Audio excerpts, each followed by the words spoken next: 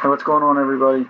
Looks like the stock market is just absolutely tanking as we speak for early market opening trading, and we haven't even got to the point where uh, what I believe is going to be a huge sell-off today as the Dow Jones just is going through fucking hell. We've seen it on Christmas Eve, over 600 points lost. I fully expect we're going to see more damage to the American economy due to the shutdown of Donald Trump to the United States government. It's really, really not good. Asian markets plummeted yesterday, and I expect you're gonna just see more dismal, just absolutely craziness as stock markets will continue. This fucking chart right here is just mind-boggling when you look at it. I just cannot. That's where we are. I mean, it's also the second day of Christmas, the fifth day of this government shutdown we're in the middle of. President Trump said yesterday the government will not reopen until he gets his border wall funding. He's demanded. He started Christmas. and we're not going to get any border wall funding. It's not going to happen. Grinch comes in. President Quite honestly, Democrats win in this situation so big that there's no way that they would consider this as the stock market continues to tank. Trump continues to look bad. I can't tell you when the government's going to be open. I can tell you it's you can tell us. You could kill this stupid argument about this border wall. Whatever they'd like to call it. We'd like to call it insanity. Every one of those Democrats approved the wall. This has nothing to do with Democrats or Republicans. I keep saying this. This has everything to do with that psycho. Actually, he's over there. Psychopath over there has just absolutely lost his fucking mind. I mean, he's crazy. This is. You look at this chart right here. You see exactly what our economy's done because of his reckless decisions, and this is just another absolutely reckless decision that Donald Trump has chose to take us down. I can't even begin to tell you what the hell he thinks the point of it is. At the office overseeing federal food stamps will be cut by 95%. Federal food stamps will be cut by 95%. 8,000 federal employees will not return to work. All right, let's bring in Washington Examiner senior congressional correspondent David Drucker, a CNN political analyst. Good morning. And you'll start to see the effects of the shutdown start to compound as we go forward here. You know, when people start to file for new unemployment or Social Security claims and the like, new claims. But the president says that federal workers, they're fine with the shutdown because they want the wall. Listen. This fucking guy's crazy. Well, I think they understand what's happening. They want border security. The people of this country want border security. Absolutely no one thinks that, Trump. I mean, absolutely no one thinks that. You're just a nut. You're a lying piece of crap, really. No one wants this wall. No one who makes any sense. Maybe some Trumpies. They really have no clue what they want. That actually, because you've convinced them that this wall will stop illegal immigration, that people can't go under this wall, over this wall. Have you people never heard of ladders? As long as there's ladders being sold at Home Depot and Lowe's, you're going to be able to get over this wall. If you never heard of a shovel, as long as that is existence, you can dig under this wall. Go over this wall. Get a visa and overstay your welcome. I mean, it's just absolutely just madness. Just madness. Sir, for KKW Trucking, and they have jobs they can't fill. This orientation course designed... Sorry about that. I was just trying to see what was being played over there. It's just madness. That's what it is. It's madness. I mean, try to get that up.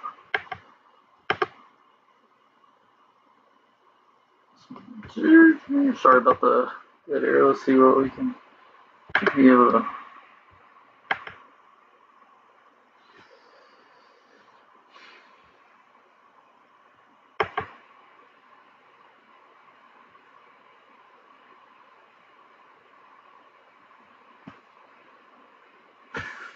Let's make this full screen. I know you don't know what I'm doing.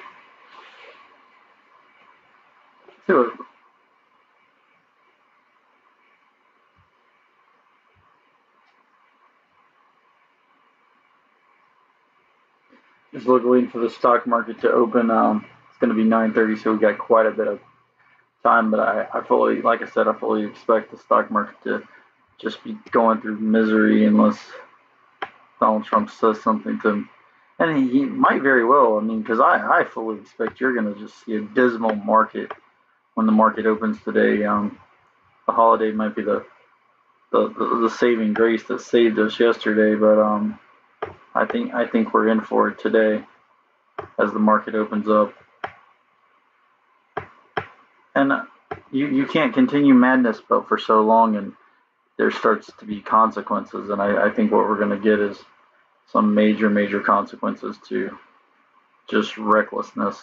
For so long we've seen recklessness, and I just think that's what we're gonna finally get, some this recklessness of not giving a damn about the American people. Again, I spoke earlier in a video about another 8-year-old was killed at the border. I mean, it's just recklessness on top of recklessness, and the stock market is just starting to react to crazy. You just cannot continue to always be crazy.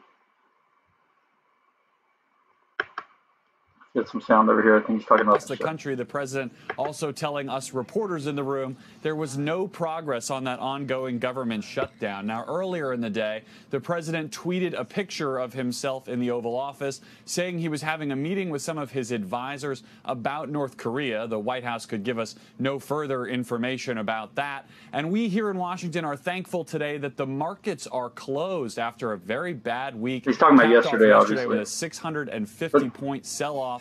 But today, look at this. This is from Christmas Eve. But Democrats are down here, right below the president for that sell-off and for the chaotic last week or so we have had in Washington with the government. Today's just going to be hectic. This morning, and no progress towards reopening it. Congress not back in town until Thursday at the earliest. See what the idiot. Morgan? We will be watching things until Thursday. Garrett Haig, thanks so much, and Merry Christmas to you. At some point, the Democrats not wanting to make a deal will cost our country more fearing money your than alarm the border clock wall with we new are all Zequel talking Peers. about.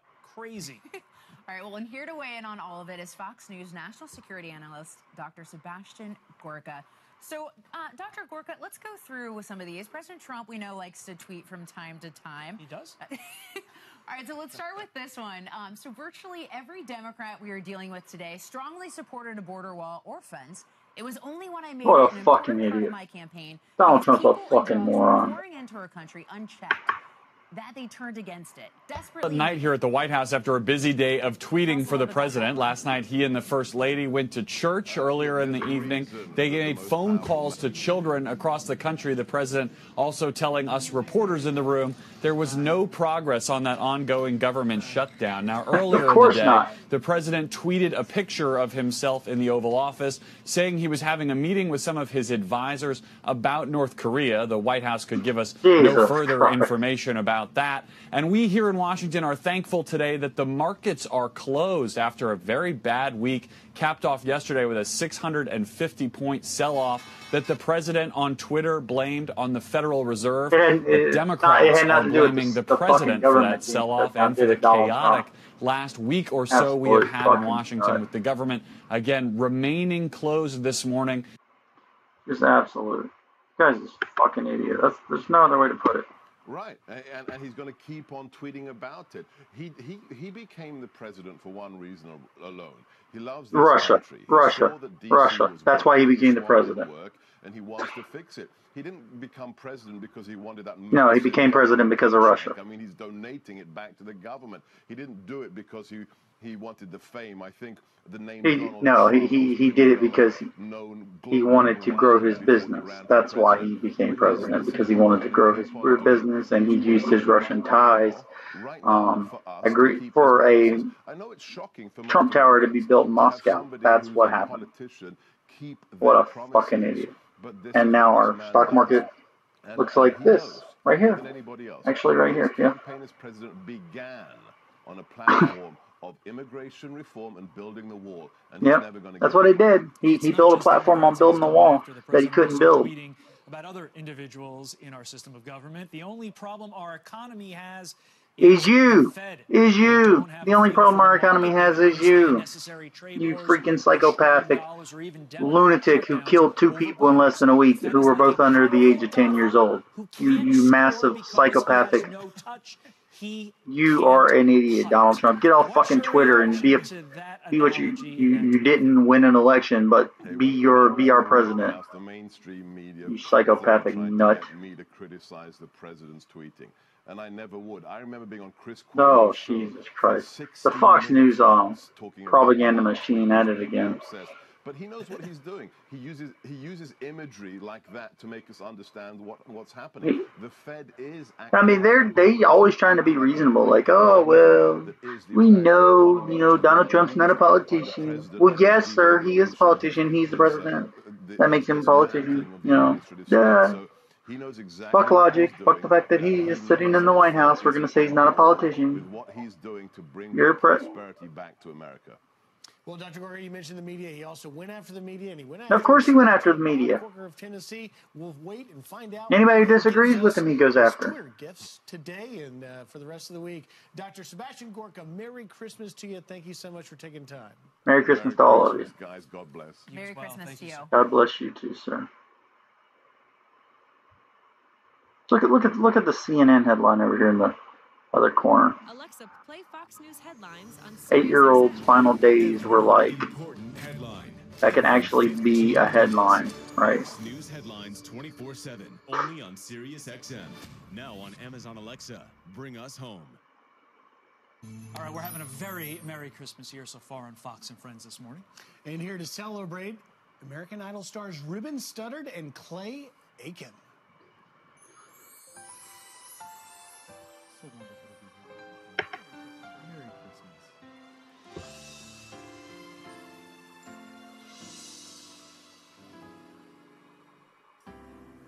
Have yourself a merry little Christmas. Let your heart be light. From now on, our troubles will be out of sight.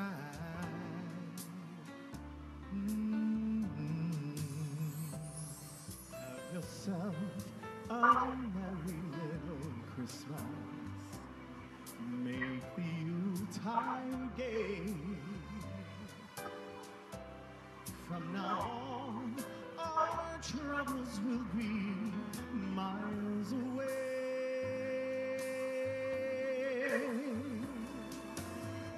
Here we are as in olden days, happy golden days.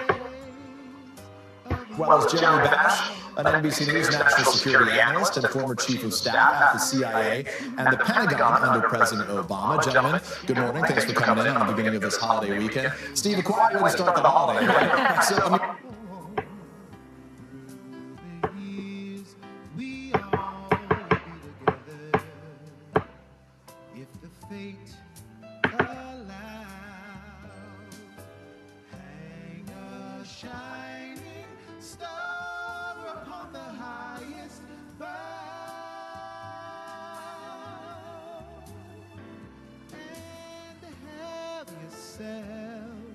A merry little Christmas night. Here we are as in olden days, happy golden days of yore. Oh, faithful friends who are dear to us, gather near to us once more. Through the years we all will be together, if the fates allow. Hang a shining star upon the highest bough, and have yourself a merry little Christmas.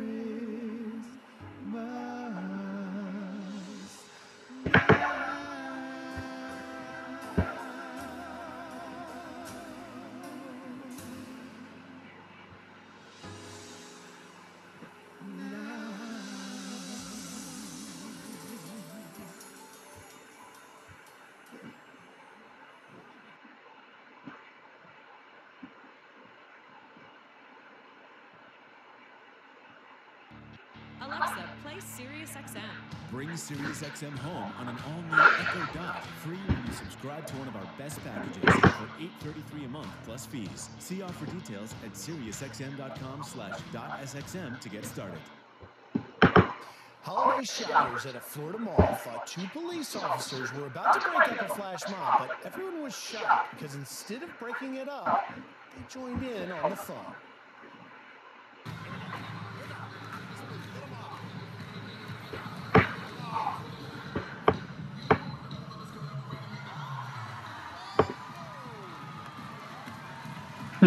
That's funny, actually. So how did this all come together? Well, here with us now on set is Officer Chris Gotti and choreographer Sean Green. And on Skype, we have Officer Manny Gonzalez. So Sean, I'll start with you, because this was your idea. What was the first reaction when you went to both Sean and Manny and told them about this idea? Well, prior to that performance, we were already performing Sean's dance every doing flash mobs for like the holidays and during Halloween. And so during Halloween, I actually saw Gotti. Gotti approached me. He was like, "Yo, how about we get down and come down there with you?" I said, like, that'd be a great way to do a plot twist, have you guys come in, and I could teach you a couple of moves. And now it's like it's going crazy. Now it's like it's awesome. Officer Gotti, I got to ask you, the community really got involved. I'm a reporter for Fox. Normally when I'm not sitting in this anchor chair, I'm covering stories, and the police really work to connect with communities like this. Tell me how significant and special that was. Anytime we can connect with the community and bridge that gap, I mean, we're always trying to humanize the badge, so to say. You know, we're all human beings. You know, as officers, we have emotions, we have feelings. We like to have fun just as much as, if not more than everybody else. More than everybody else. They like to have fun more than everybody else. That's when the fucking propaganda comes in. What was the reaction like, and how did that make you feel? I mean, it's been overwhelming, the response and the support from our community since this whole flash mob took place. And I got to tell you, Sean made it kind of easy on us. It didn't, he set us up really well, and it turned out really good. We were very surprised. Yeah, so Sean, you say, Manny, that Sean sets you up well, but Chris, you and Manny, it only took 20 minutes to learn this? Yeah, and we weren't aware that we were going to be doing it till the day of. It was pretty short notice, and we had all the 20 minutes to learn the dance and get it down beforehand. And that's just a credit to Sean. Is this throughout the police department? Protect, serve, and dance? And dance? Yeah, absolutely. Absolutely.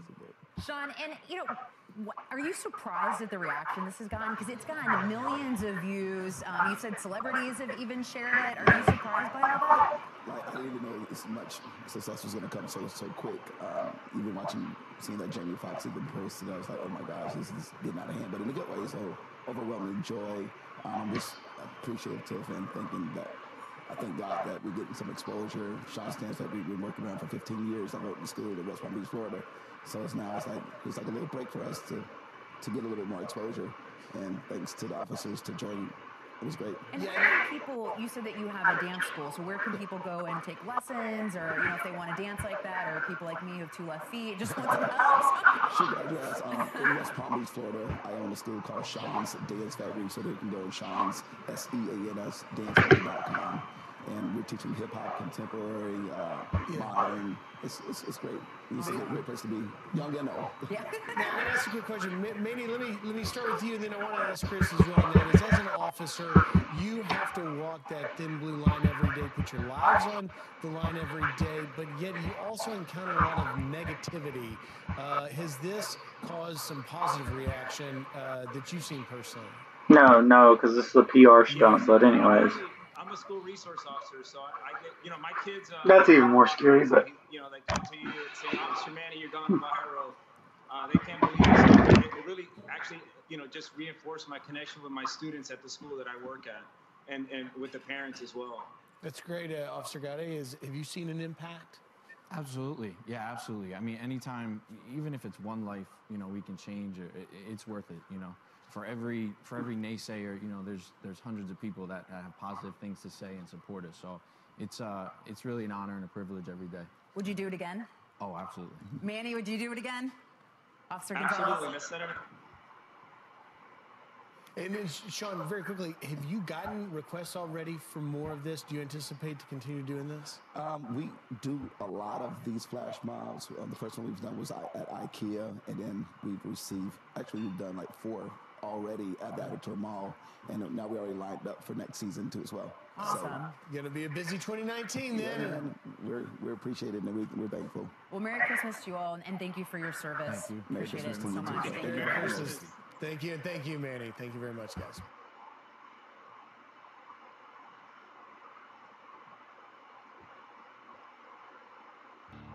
Alexa, play SiriusXM.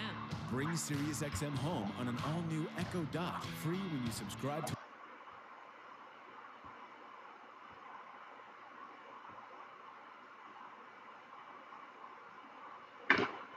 What's the current? Oh, what's this got? A lot of them. Democratic Congressman Elijah Cummings expected to be the next head of the House Oversight Committee, already sending the White House 51 letters demanding information on a whole host of things. Is this what we're going to be seeing over the next 2 years? And will anything get done in the next 2 years? The Republican strategist Noel Nickpour is with us.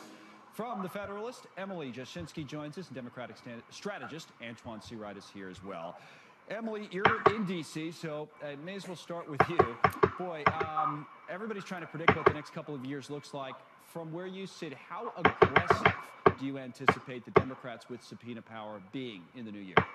Yeah, that's a great question. I think just about everybody here in Washington expects them to be very aggressive and to go just about full throttle investigating this president. I think that probably will grind things a little bit to a halt. The most activity we'll see out of the House of Representatives probably will be these investigations, because that's what their base wants, frankly. Right. And gearing up for the 2020 primary, I mean, there's going to be a lot of activity in the Democratic base going forward, and I have a hard time imagining them not, the Democrats in the House, especially with this new class of House Democrats, not going full throttle. I also think there is a political calculation to be made here, and Antoine, it'd be interesting to know what you think of this. For the Democrats, is that do you sit back and kind of allow self-inflicted wounds to take, or run their course in the Trump administration? Or you really go at them, to Emily's point, aggressively with subpoenas and the rest of it? As the Democrat on this panel, yeah, as someone who works with a number of the members, I love that they make the Democrat the black guy. I think my friend on the other side is probably Jesus Christ, only Fox News. is you will see an aggressive policy agenda coming from the Democratic Congress. On what types of topics? That will speak to the hearts and minds of the voters that put them in the majority. So you will see a big focus on quality of life issues, like infrastructure, like healthcare, like education, like immigration. And because here's what I know about the Democrats we have in charge now. They know it's one thing to get to the majority, but it's another thing to keep majority. Well, and what Democrats want in 20 is to maintain the majority and expand their base, expand their number of seats, particularly in the Senate. I've heard over and over, Nicole, whether the Democrats have learned a lesson from Republicans, and people go back to the 90s and say that, hey, the Republicans pushed too hard in impeachment and everything else, the investigations of the Clinton administration, kind of backfired on them. So now what? Well, you know what? And that's true. It did backfire, and I think that this is going to backfire on the Democratic Party. So you think they are going to go after I the do. administration? I think that they are showing right now. They're showing that their appetite is for impeachment of Trump, and really, it's health care. I don't think that's true. I mean, of course, it's true with some people, but I don't see that. What I do think you're going to see is you're going to see checks and balances. Yeah, you're going to see checks and balances. See a Congress. So investigations. No. You're going to see a Congress that's going to show the American people that government can work again. And guess what? Right. We can legislate and investigate at the same time. The Republicans. Well, now you're saying they are going to. So what are you seeing? No, I'll come back in a second. I think I do know what you're saying. But Emily, what are you seeing to back it up? Are you seeing from people like Elijah Cummings? Tell us what you're seeing in Washington. Yeah, and I go to my colleague Molly Hemingway's reporting from earlier this year, where she was hearing Jerry Nadler talk about how they want to go and be aggressive, but they want to do it in a palatable way. And so they want to talk about accountability, holding this president to account. And to the earlier point, I don't think you're going to be able to have investigations. Well, we'll see. They're raising interest rates too fast. That's my opinion. And legislation at the same time, because you have to get everything out of the Senate. I think that's great. They're raising interest rates too fast because they think the economy is so good. But I think that they will get it pretty soon. I really do. I mean, the fact is that the economy is doing so well that they raised interest rates, and that's as a form of safety, in a way. President Obama didn't do much of that. Much easier to run when you have no interest rate. He had a very low interest rate. We have a normalized interest rate. A normalized interest rate means a lot. You know, it's good for a lot of people. They have money in the bank, they get interest on their money. For many years, nobody got interest on their money. So, but I have great confidence, and I have great confidence in our companies. We have companies the greatest in the world, and they're doing really well. They have record kinds of numbers. So I think it's a tremendous opportunity to buy. Really a great opportunity to buy. Oh, Mel, am I willing to pay the price for loving you? You'll make...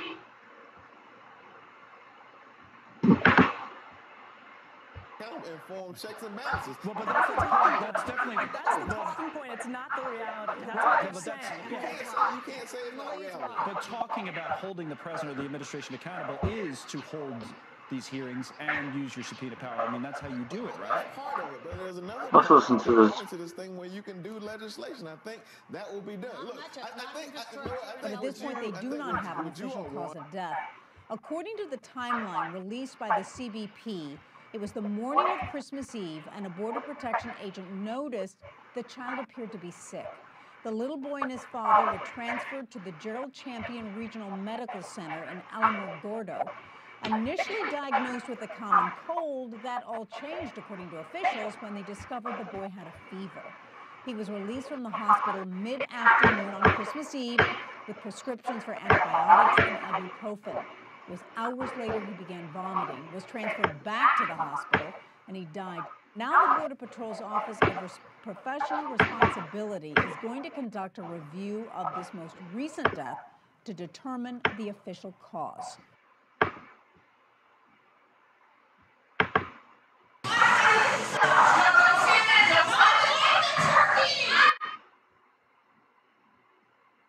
You are, thank goodness. Well, and if we didn't have toys, we sent Jesse, Juan, and Greg to the world-famous FAO Schwartz to check out some of the hottest holiday selections. And what's the worst that can happen? Let's find out.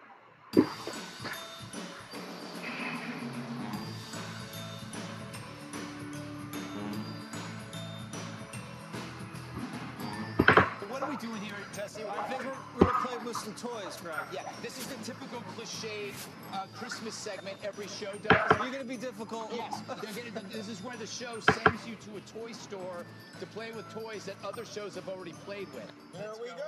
Holy crap. Hey. Whoa, whoa, whoa, whoa, whoa, whoa, whoa. Whoa, whoa, whoa. Oh. And what happened then? Well, in New York, they say Greg's Grinchy heart grew 3 sizes that day. This is what you're getting me, Jesse. This is what you're getting me. I can ride this side. Merry Christmas, Greg. $800. You can do that. I can expense it. Is this a Wonderland, a winter Wonderland? When I go to a toy store for Christmas, you know what I want? I want glass cleaner. This one's I want laundry detergent. Why don't you get on up? I'm not going to get on. Why don't you get on?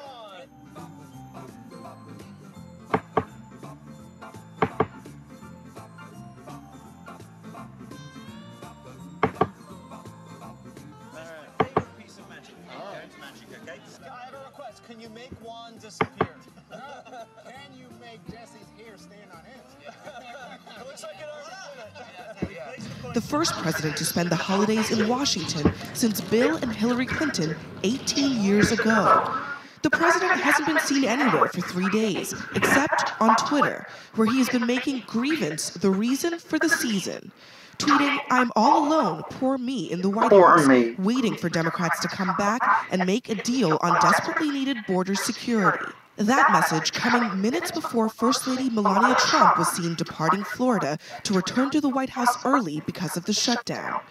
Trump's demand for border wall funding has even prompted some Republicans to question whether the fight is all for show.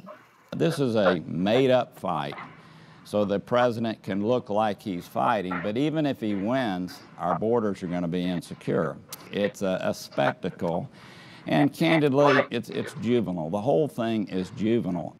Amid a government shutdown, the stock market crumbling, and turnover in his administration, the president is growing increasingly angry and isolated, according to the New York Times, taking little pleasure in his job as leader of the free world, spending less time with old friends, and telling the ones he does speak to that he feels totally and completely abandoned, the paper reports. With Congress gone until Thursday, hope seems slim that a compromise will be reached soon to reopen the government. I think that is, it's very possible that this shutdown will go beyond the 28th and into the new Congress. Even as the incoming acting chief of staff acknowledged that Trump's fight for a taxpayer-funded wall isn't exactly what he campaigned on. None of that is Mexico paying for the wall, and let's just be But technically, you and I both know that it cannot work exactly like that. I can't spend any money at the Office of Management and Budget. The Department of Homeland Security can't actually spend money from Mexico. We have to get it from the Treasury.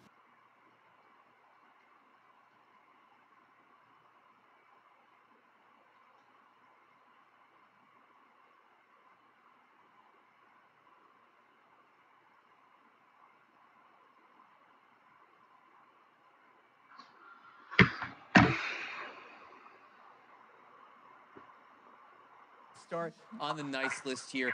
The covered first spot, I understand from my notes here, is Michelle Obama. Yeah, so nice and naughty is sometimes in the eye of the beholder, but I think Michelle Obama, broadly speaking, had a very nice year. First of all, she's probably the most popular politics-adjacent figure in the country. She's not a politician, she's never run for anything, but I have said for a long time, I think we all agree, if she did ever want to run for something, she would be right at the front of the line. Obviously, her memoir came out. She's spoken out a little bit more about Donald Trump. She's spoken about her own experiences and her own knowledge. And I think that's helped a lot of people in talking about what she has had. Your next pick is a strange one for the next funerals. Okay. Explain. Yeah, you don't usually think of, oh, funeral, that was really fun. And I don't mean fun as much as I mean what we saw at John McCain's funeral and then George H.W. Bush's funeral is a celebration of the possibility of politics being different than it is right now. You had speeches that were given sometimes by Democrats and sometimes by Republicans. You had a coming together, broadly speaking, of the political community to say, look, I didn't agree with John McCain and everything, or I didn't agree with George H.W. Bush, but this is someone who is a fundamentally decent person who cared deeply about this country and tried his best to help make it a better place. Unfortunately, those are sort of oases in the broader political desert to which we are in. But I do think those moments, and I think they reach beyond just people like me, a political crowd. I think they reached a broader crowd to remind people that politics can be a noble pursuit. All right, you went out on a limb for pick number 3 on the nice list. You say puppies, basically, or dogs. Yeah, great year for dogs. H.W. Confidence is high. GDP is still solid, so the fundamentals are still good. So that's the incoming acting White House chief of staff on the economy. President Trump this morning put it in his own words on Twitter, tweeting, "The only problem our economy has is the Fed. They don't have a feel for the market. They don't understand necessary trade wars or strong dollars or even Democrat shutdowns over borders. The Fed is like a powerful golfer who can't score because he has no touch. He can't putt." With that, let's bring in our panel, columnist from Bloomberg Opinion, Eli Lake, conservative writer Kelly Jane Torrance, and commentary writer for the Washington Examiner, Tom Rogan. So what about the state of our economy, folks? Tom? Well, I think that's right in terms of Mr. Mulvaney's comments in the economy in terms of its data strength, right? We do see that investment is high, GDP growth is strong and stable. Income growth in terms of actually not in a necessarily concerning sense with inflation, especially at the lower skilled level, which is an indicator of businesses feeling that they need more people, there's more demand. Right. But the problem is the other fundamental, the political fundamental, is not nearly as stable. And that confidence in the market, I think, has a lot more to do with some of the president's more irregular rhetoric and actions than it does with anything that the Fed is doing. And I think the president would make a very big mistake for his own political interests and the economies were he to try and take punitive action towards the Fed. Kelly Jane? Yeah, I hope Mick Mulvaney is telling President Trump that the economy goes up and down because the president himself doesn't seem to realize that. Now, of course, he wanted to take credit when it was going up. But let's face it, the stocks went up partly building in, they started going up even before Trump became president after he was elected, because they were building in what they thought he was going to do. And that stuff came, a lot of it, deregulation, tax cuts. Well, the effect of that has dropped off a bit. So, of course, things are going to change. You know, I sort of joke, like, buy gold. Whenever the president starts getting into trying to get the Fed to do what he wants him to do politically, you're going to see problems. And, of course, that happened with Nixon in the 1970s. And really, that won't be traced to getting rid of the gold standard. But, hey, buy gold while you can. It's my joke. Most economies believe that there are cycles to the economy, and we are probably due for a recession at this point. So some of that is to be expected.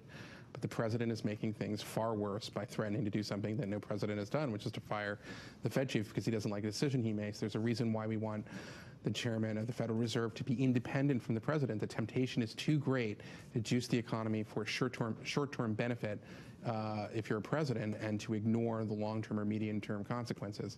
So in that respect, once again, President Trump is playing with fire. I want to play some sound from Stephen Moore from the Heritage Foundation, who's on the John Catsimatidis radio show in New York. Let's take a listen.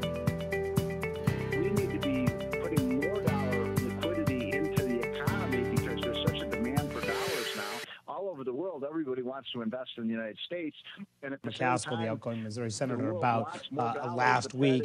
She's, you know, Corker's one of the handful of Republican senators who actually speak out. She says privately they say things much different about Trump. They're keeping their head down.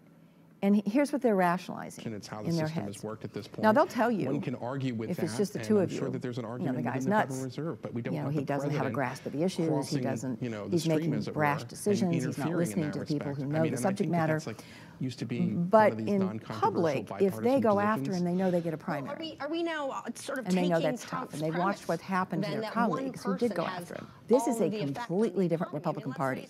Now, I think history will judge some of my colleagues harshly that they didn't stand up to this president. Uncertainty, government shutdown, markets wondering what's next. We got deregulation, some tax cuts. What's the plan going forward? We haven't heard a lot from the White House on that, and we're just sort of sitting back on their laurels. I do think on Stephen Moore's point, obviously Stephen Moore is very close to the White House in terms of their economic policy. But at a basic, he knows more about economics than I do. But the economists I've talked to, my father as being one of them. When we've had shutdowns in the past, it's usually because the Republican Party is trying to get the federal government to spend less money. This is the first time I can ever think of that Republicans are forcing a shutdown because they want to spend more money and not offset by any tax increases or spending cuts. Do you support the president shutting down the government until he gets the $5 billion for the border wall? You know, I've never been a fan of saying we're going to shut it down purposefully, but I've also not been a fan of keeping it open and spending so much money that we're bankrupting the country. This year, the deficit will be about $1 trillion, and so I don't want to add more money. The bill they've got up there already looks like a Christmas tree with all things added. I'm not against border wall funding, though, but I would find it and pay for it. Right now, we're spending $50 billion a year in Afghanistan. We could easily find $5 billion for a wall if we weren't spending so much money, you know, building and rebuilding Afghanistan. Republican of Pennsylvania. I don't think that Chairman Powell... Oh, milk. Am I willing to pay the price for loving you? You'll make my morning, but ruin my day. Complicated relationship with milk? Pour on the Lactaid, 100% real milk, just without that annoying lactose. That's good. Senior military leaders very concerned. They're worried about what comes next because so much is unknown at this point. There's also the reality of how a troop withdrawal works. And the fact that the concern here is that perhaps the president doesn't fully understand how complicated this is. And while there may be a number of Americans who support the move to pull troops back, just doing it on a whim could be dangerous. Exactly. You know, I spent 13 years throughout my career in the Pentagon, and the Pentagon is an institution of planning and orderliness, and deploying troops and withdrawing them is not, they are not trivial undertakings. And there are all kinds of implications here. Listen, in another area, we saw the president hinting for the last year and a half he's going to get out of Syria, he's going to get out of Afghanistan. All of his advisors, all his military generals are saying, it's a bad idea, this is how we should do it. And then eventually he ends up doing it. So I worry that even though the people around him saying, no, he wouldn't go that far, this would be so extreme, that eventually, you know, the president will do what he wants to do. And usually these cycles are that he threatens to do something, and then when we think he's made his decision not to do it, he ends up doing it. So I'm worried. I don't think he'll do it for the simple reason that Eli is absolutely right that the president does what he wants to do, and anyone else can take a hike. But at the simple point, the economy matters to his political interest and to his base interest in a way that the Syria decision, as much as the great many of his advisors said it was a bad idea, didn't matter to that same component, that political interest. And so I think that ultimately, with everyone saying him, if you want the markets to be stable, that's the worst possible thing you can do. Big backdrop here, though. Quick question. Do you want the same tools to play with China? And the tariff war is a big issue, but at the same time, actually, some of the foreign policy hawkish people are saying, well, you need to show down with China. So it's another factor to consider. All right. These questions of these phone calls that Steve Mnuchin made from Mexico over the weekend to the heads of top banks to sort of try to reassure them. Could these two be connected? Oh, I think so. I mean, I think the Treasury Secretary is under intense pressure from the president because the president has tied his own fortunes to the fortunes of the stock market. How many times have we heard him talk about the Dow's up 25%, it's the best stock market in the history of mankind, you know? And now you have a Dow last week that was the worst week since the financial crisis. December on track for the worst month since the Great Depression. And apparently has now reached the Supreme Court. Politico reporting an unidentified firm presented an application Saturday. These are comparisons that must gall this president, and he wants the Fed chief to, or the Treasury Secretary to do something. At the same time, he's bashing his Fed chief. He blames the Treasury Secretary. Bring in Ashley Merchant on this, federal white-collar criminal defense attorney. Ashley, for the Fed chief pick because he was I mean, look, no matter who is the Fed chief, you're going to see interest rates rising. There's no question about that. This president is just very angry about it. But I mean, look, it doesn't take an economist to understand that if the president of the United States attacks his Fed chair and then it's leaked over the weekend that he's been talking about firing him, that will be a prime driver of the stock market down. That's got to rattle the confidence. It does not inspire confidence. What also does not inspire confidence is when the Treasury Secretary, under pressure from the president, our White House team is reporting, sends out this press release after these phone calls. He's on vacation in Cabo San Lucas. He sends out this press release about the calls with the big bank CEOs. How populist is this, right? It's very populist to go Christmas in Cabo. Ship to shore, to the most powerful bankers in the world. And he says there is ample liquidity in the system. The CEOs of these banks have assured us there's ample liquidity in the system. And the money reporters and the money folks and the financial experts are like, well, the Treasury Secretary just issued a statement saying there's ample liquidity. Of course there's ample liquidity in the system. Nobody thought there wasn't. So it's injecting this doubt into the whole thing that there's a Democratic senator who said it's like being the head of the health department and issuing a press release saying the water is safe to drink. Well, wait a minute, the water couldn't be safe to drink? It's like a spouse saying to the other spouse, don't worry, honey, I'm not cheating on you. Wait, there could be a possibility you're cheating on me? I mean, that's what the kind of doubt that it injected into the conversation. And it just was a very clumsy message if indeed this is the Treasury Secretary under pressure from the president to fix the declines in the stock market. Privacy laws. That's the other piece that I see. Without speculating, there are countries involved. In terms of 2019, you don't see any signs that there'll be a recession in the United States? No, we don't. Look, we think that growth is going to slow, but that's natural at this later stages of the cycle. But look, we use Action Economics for economic forecasts, and we're going to slow to a high 2% growth rate. Which sounds so good. Which is still really, really good. Sure, the first quarter might be a little bit slower, and people are going to say, you know, the world is ending. But it's not. And look, I understand the concerns out there is that economies in Europe and China are starting to see a slowdown. But again, if we do get a trade deal, that will help boost those economies that are both export driven. But, you know, high 2% GDP growth next year is still very good. Even if earnings growth comes in at about 5%, 4 or 5% next year, that's still also very good. Things aren't falling off a cliff. Yes, we're slowing down, and that is absolutely natural at this point in time. And unfortunately, as you're talking, I see the market is now down more than 400 points, so that is a good entry point for us to talk about valuations.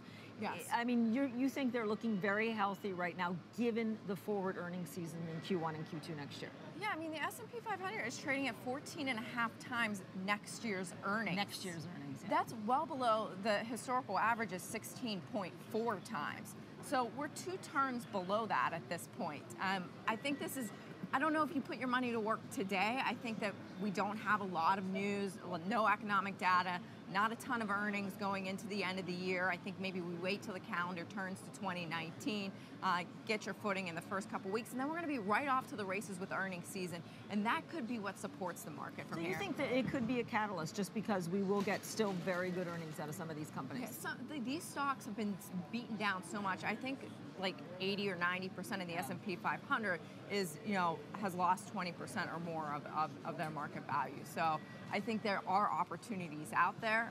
Some of these stocks, it's just been gotten too beaten up.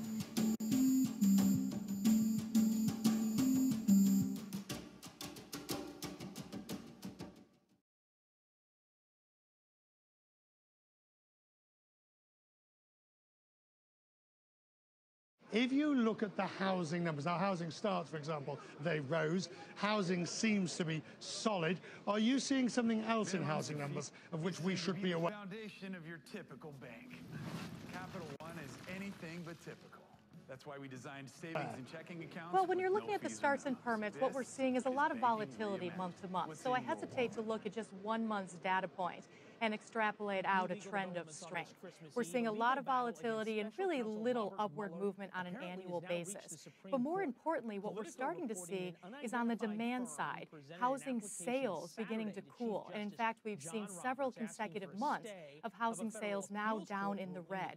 Prices also have peaked and have begun to retract. So we're starting to see more evidence of weakness in housing. And of course, housing, autos, these are the most interest rate sensitive sectors of the economy, and we would expect to see early signs of weakness here, reflecting earlier price increases, or earlier rate increases by the Fed. But what we see, taking a broader look at the economy, the consumer is still on very fragile footing. Now, consumption overall still very much in positive territory, but when we look at the reliance of what consumers are using to make those purchases, it's ramping up credit, it's drawing down savings, it's relying on a lingering wealth effect from lower energy prices in years past. It's not predominantly driven by strength in wages. We have seen a little bit of improvement, but on a longer-term trend basis, we're still talking about 2.7, 2.6%. Furthermore, business investment has also begun to moderate, and this is actually something the Fed specifically noted in their latest statement, pointing to the fact that corporations are beginning to tighten those corporate purse strings just a little bit. So there are a number of red flags that are pointing to continued, maybe weakness, as you said, is a little more robust of a word, a continued. And then if they decide they want to review it, then they can get into the merits of it and determine whether or not they want to rule. Is we have learned so often trying to break low down in top-line activity going into next year, making it increasingly questionable whether or not the Fed should follow through with further policy adjustments.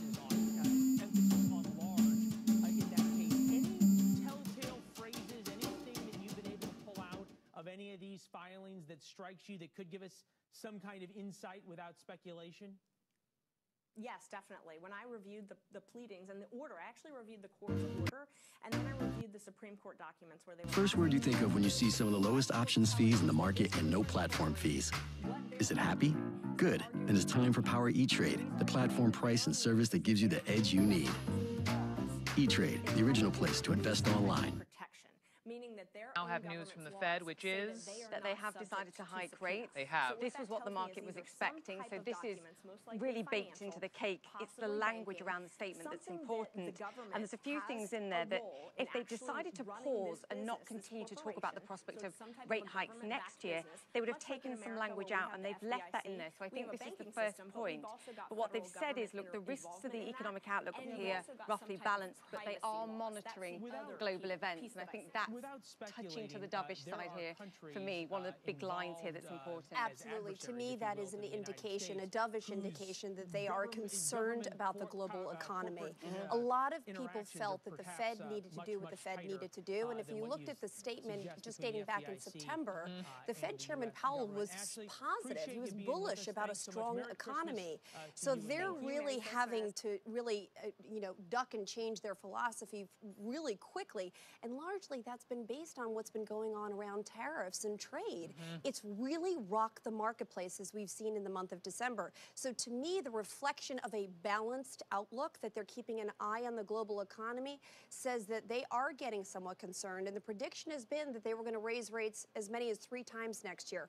Well, now this could indicate to the markets, maybe we'll only have a couple interest rate hikes. So I think that the marketplace is actually going to be pretty positive about this, that they're starting to pull back. Let's go to Christina Leshy. Hang on, ladies. Let's go to Christina Leshy. She's been watching the market. She's down at the New York Stock Exchange. And Christina, we've got the news that they will be, raising those rates. How are markets responding? And just give us a little analysis as well. The markets are not happy. Again, we saw an immediate reaction here to the downside. Look, to a certain extent, investors saw this coming. They digested some of this news, and that's why we saw a little volatility earlier this week. They digested the anticipation of the news, and now that we have it, they're digesting it even further. But the Fed is trying to do something really tricky here.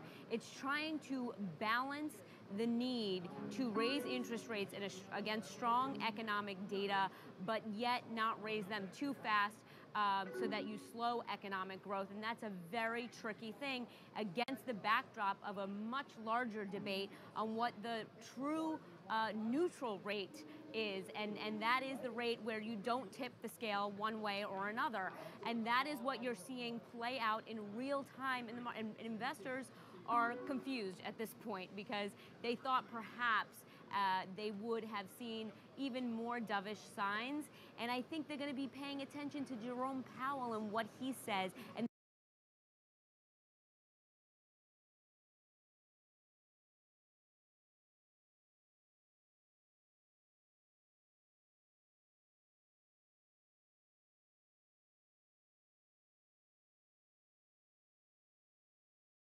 they're going to be looking for clues about what will happen in 2009.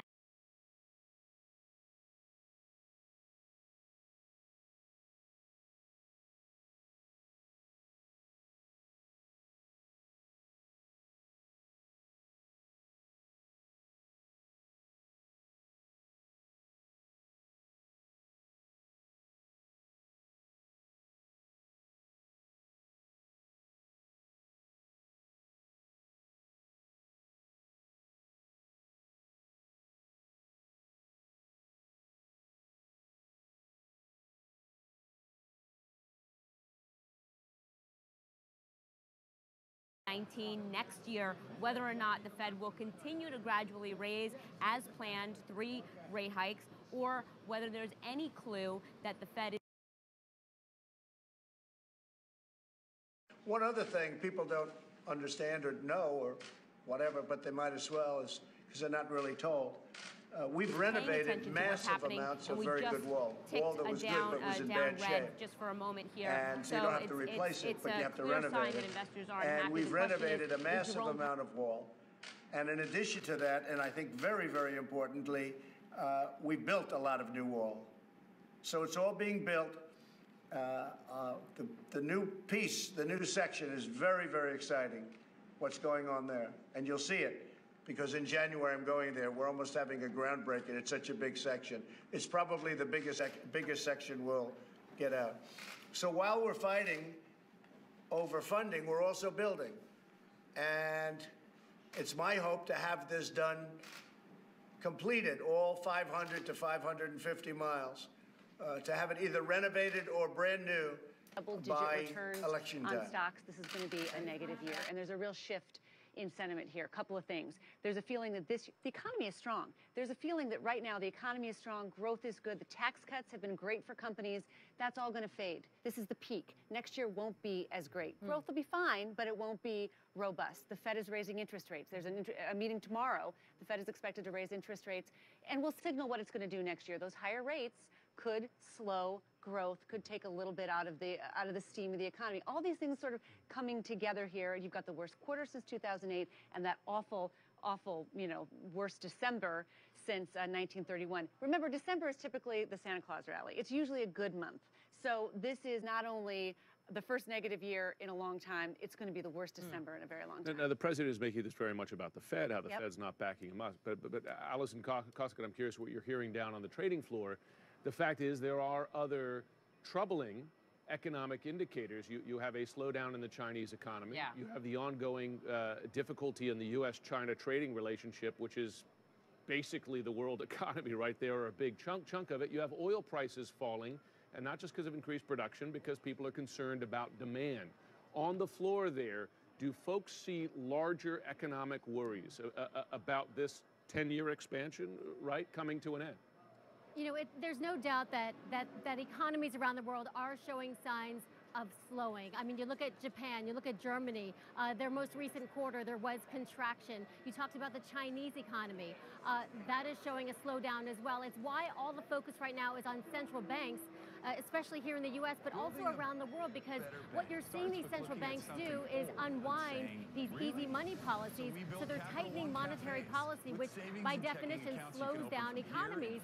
So you're seeing signs of this happen around the world, and it's why that focus is really on the Fed today and tomorrow. Tomorrow, the Fed is... New legal developments on this Christmas Eve. A legal battle against special counsel Robert Mueller apparently expected to raise rates another quarter of a percentage point. That's not the news. The news is going to be, what is the chairman going to say about inflation? What is the chairman going to say about the economy? What is the chairman, Jay Powell, going to say about the strategy for those rate increases beginning next year? If the Fed says they're going to go ahead and just stop raising rates for a bit, you could see the market rally, at least in the short term. Is not that unusual.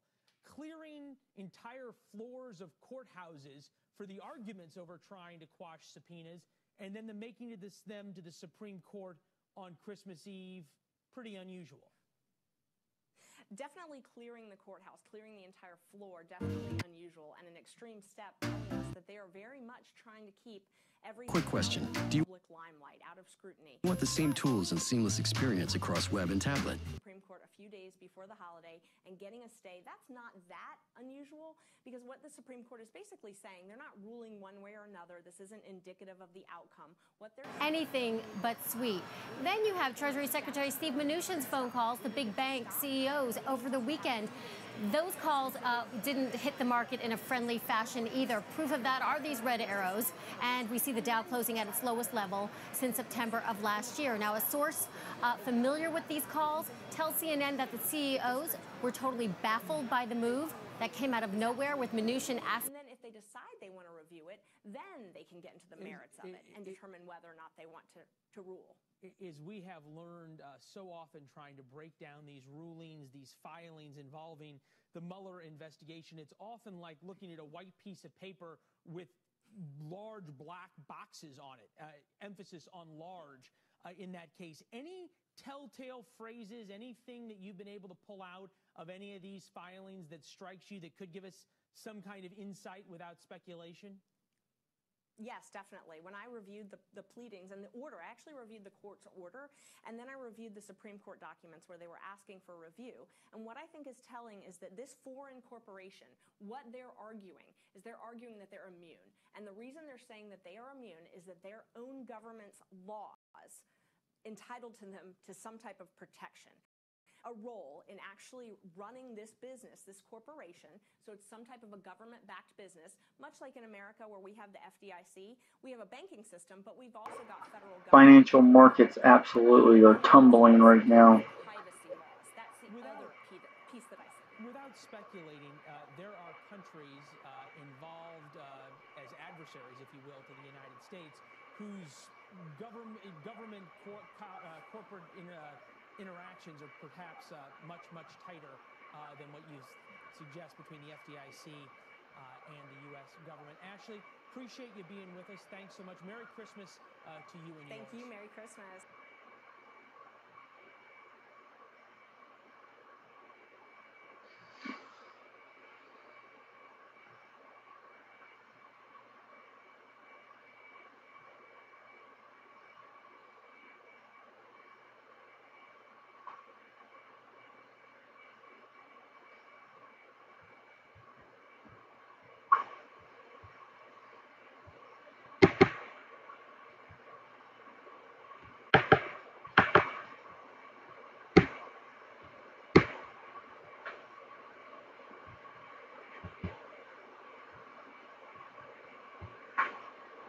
Building up.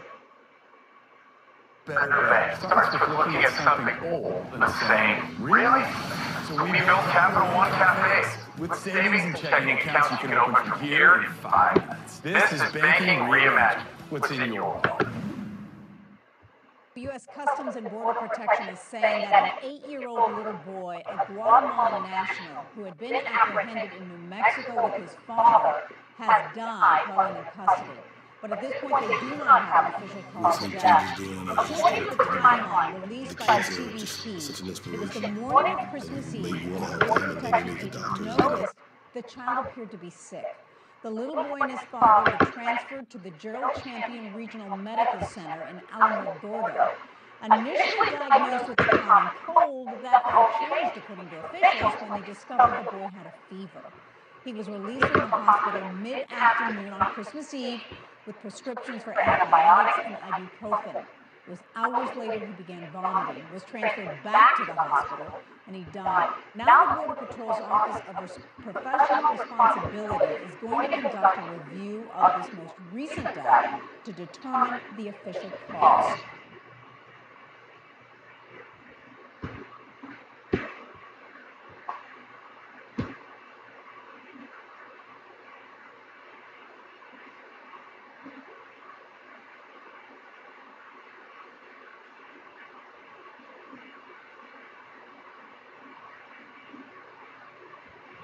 Trump just puts out a tweet. He says the government won't be open until there's a wall.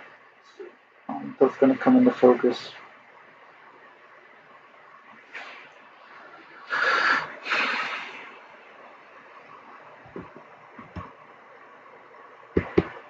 We're obviously just waiting for that moment when when the stock market opens this morning. Dirty, but it ain't fake. That's the president's line, though, on the infamous dossier. But how much longer will he keep saying that? Well, the dossier on its face is still considered an unverified document compiled by British intelligence officer Christopher Steele based on raw intelligence. To date, none of it has been disproven, and whole big parts of it are holding up as Special Counsel Robert Mueller's investigation has methodically yielded indictments and plea agreements from which numerous court filings have lined up almost exactly with some of the reporting in the dossier. That includes documents from the indictment against 12 Russian intelligence officers and court documents from Michael Cohen, Michael Flynn, Paul Manafort, and George Papadopoulos. In fact, former senior FBI official and U.S. attorney and friend of the show, Chuck Rosenberg, and a colleague recently wrote a piece for Lawfare examining which parts of the dossier have been corroborated based on those court filings. Plus, they also looked at documents released by Trump associate Jerome Corsi and documents from Democrats on the House Intel Committee. As Chuck and his colleague note, quote, the Mueller investigation has clearly produced public records that confirm pieces of the dossier. And even where the details are not exact, the general thrust of Steele's reporting seems credible in light of what we now know about extensive contacts between numerous individuals associated with the Trump campaign and Russian government officials. Chuck joins us now. Why'd you write this piece? We were curious. We were really curious to see how this thing held up over time. You know, we first learned about it about 2 years ago. Yeah. And so lots of stuff has happened between then and now. Lots of documents have been made public. And so we just wanted to hold them both up to a light. What'd you find? It was very interesting. So my colleague Sarah Grant, by the way, is an amazing young woman, a Naval Academy graduate, a Marine Corps officer. You know, we should. She's smarter than me. Now a third-year student at Harvard Law School. Helped me do that side-by-side comparison. Here's what we generally found. Thematically, the dossier holds up well. None of it has been disproven, as you said. Parts of it, of course, are uncorroborated. But as more and more official documents come out, you can hold them next to the dossier and see that they line up. And a source close to Christopher Steele told me at the time that he was, at this time, in private practice, and this is what he did. He was in contact. I mean, explain what intelligence is and how it's different from a law enforcement process, which is what the information is now being run through. Well, in some ways it's different. In some ways it's similar. And so much of the reporting about the dossier, I think, missed this really important point. Steele was compiling raw intelligence, meaning... Which is like tips, right? Leads. People tell him stuff and he writes it down. So how is that like law enforcement? Well, if an FBI agent goes out to interview, let's say, Michael Flynn, and Flynn lies to the agent. That agent writes it down. The stuff that is in the agent's 302, the memorandum of interview, might be false, but it's accurate. I hope that makes sense. Right. It's false because... It's what was said or stated in the interview. Correct. And so what Steele was doing, quite simply, was compiling information, raw intelligence, which he reported in a dossier. He didn't attempt to analyze it. He didn't attempt to corroborate it. He was just simply reporting it. I also think it's interesting that the president spent so much time, the president spent so much energy, so many words spent smearing this document. And that's usually a tell that there's something very right and very troubling for him. It apparently got under his skin. It must have. Because now, over time, we see that various pieces are, in fact, true. And we were very careful, by the way, what we used to try and corroborate it. There's been a lot of good reporting on it, but we put all the reporting aside. We looked at official court documents and basically admissions, things said by people against their interests, like when Jerome Corsi had a plea agreement draft handed to him, and he made that public. So primarily what we're using, Nicole, is stuff from the Mueller investigation. All right, let me put some of it up because it's amazing how it lines up. So this is in the dossier. The Russian regime had been behind the recent leak of embarrassing email messages emanating from the Democratic National Committee to the WikiLeaks platform. The reason for using WikiLeaks was plausible deniability, and the operation had been conducted with the full knowledge and support of Trump and senior members of his campaign team. This seems to be the heart of the Mueller probe, right? Trying to tie the Trump campaign to the DNC hack. And so here's what you found from an indictment. The conspirators used a variety of means to hack the email accounts of volunteers and employees of the U.S. presidential campaign of Hillary Clinton, including the email account of the Clinton campaign's chairman. Conspirators also hacked into the computer networks of the Democratic Congressional Campaign Committee and the DNC. Conspirators staged and released tens of thousands of the stolen emails and documents, used fictitious online personas, including DC Leaks and Guccifer 2.0. So it's corroborated the hack, the robbery, and the targets, and I think we know from all of your appearances that they're still pursuing that link to the Trump orbit. Right, and as you said, that is one of the most important things in the dossier. It's also one of the most important things that Mueller has charged. The indictment you read from was of the 12 Russian military intelligence officials. That isn't our language, that's Mueller's language. Right. And you can literally hold it up next to the dossier and see that the thematic reporting that Steele compiled is accurate. Now, we don't have that crucial link directly to members of the Trump campaign. We have sort of hints of it, and it may be borne out over time. But so far, so good. All right, let me read one more chunk because the way they match up is amazing. This is Michael Cohen in the dossier's claim of the Kremlin's cultivation operation of Trump. From the dossier, the Kremlin's cultivation operation on Trump also had comprised offering him various lucrative real estate development business deals in Russia, especially in relation to the ongoing 2018 World Cup soccer tournament. However, so far, for reasons unknown, Trump had not taken up any of these. Now, this is from Cohen's sentencing memos or sentencing? Right, connected to Cohen's guilty plea and sentencing. So the prosecutors in the Southern District of New York, I guess, right, the Moscow Project, or maybe Mueller's prosecutors, Mueller's team, right? Well, all right. So they write, the Moscow Project was discussed multiple times within the Trump organization and did not end in January 2016. As late as approximately June 2016, Cohen and Felix Sater discussed efforts to obtain Russian governmental approval for the Moscow Project.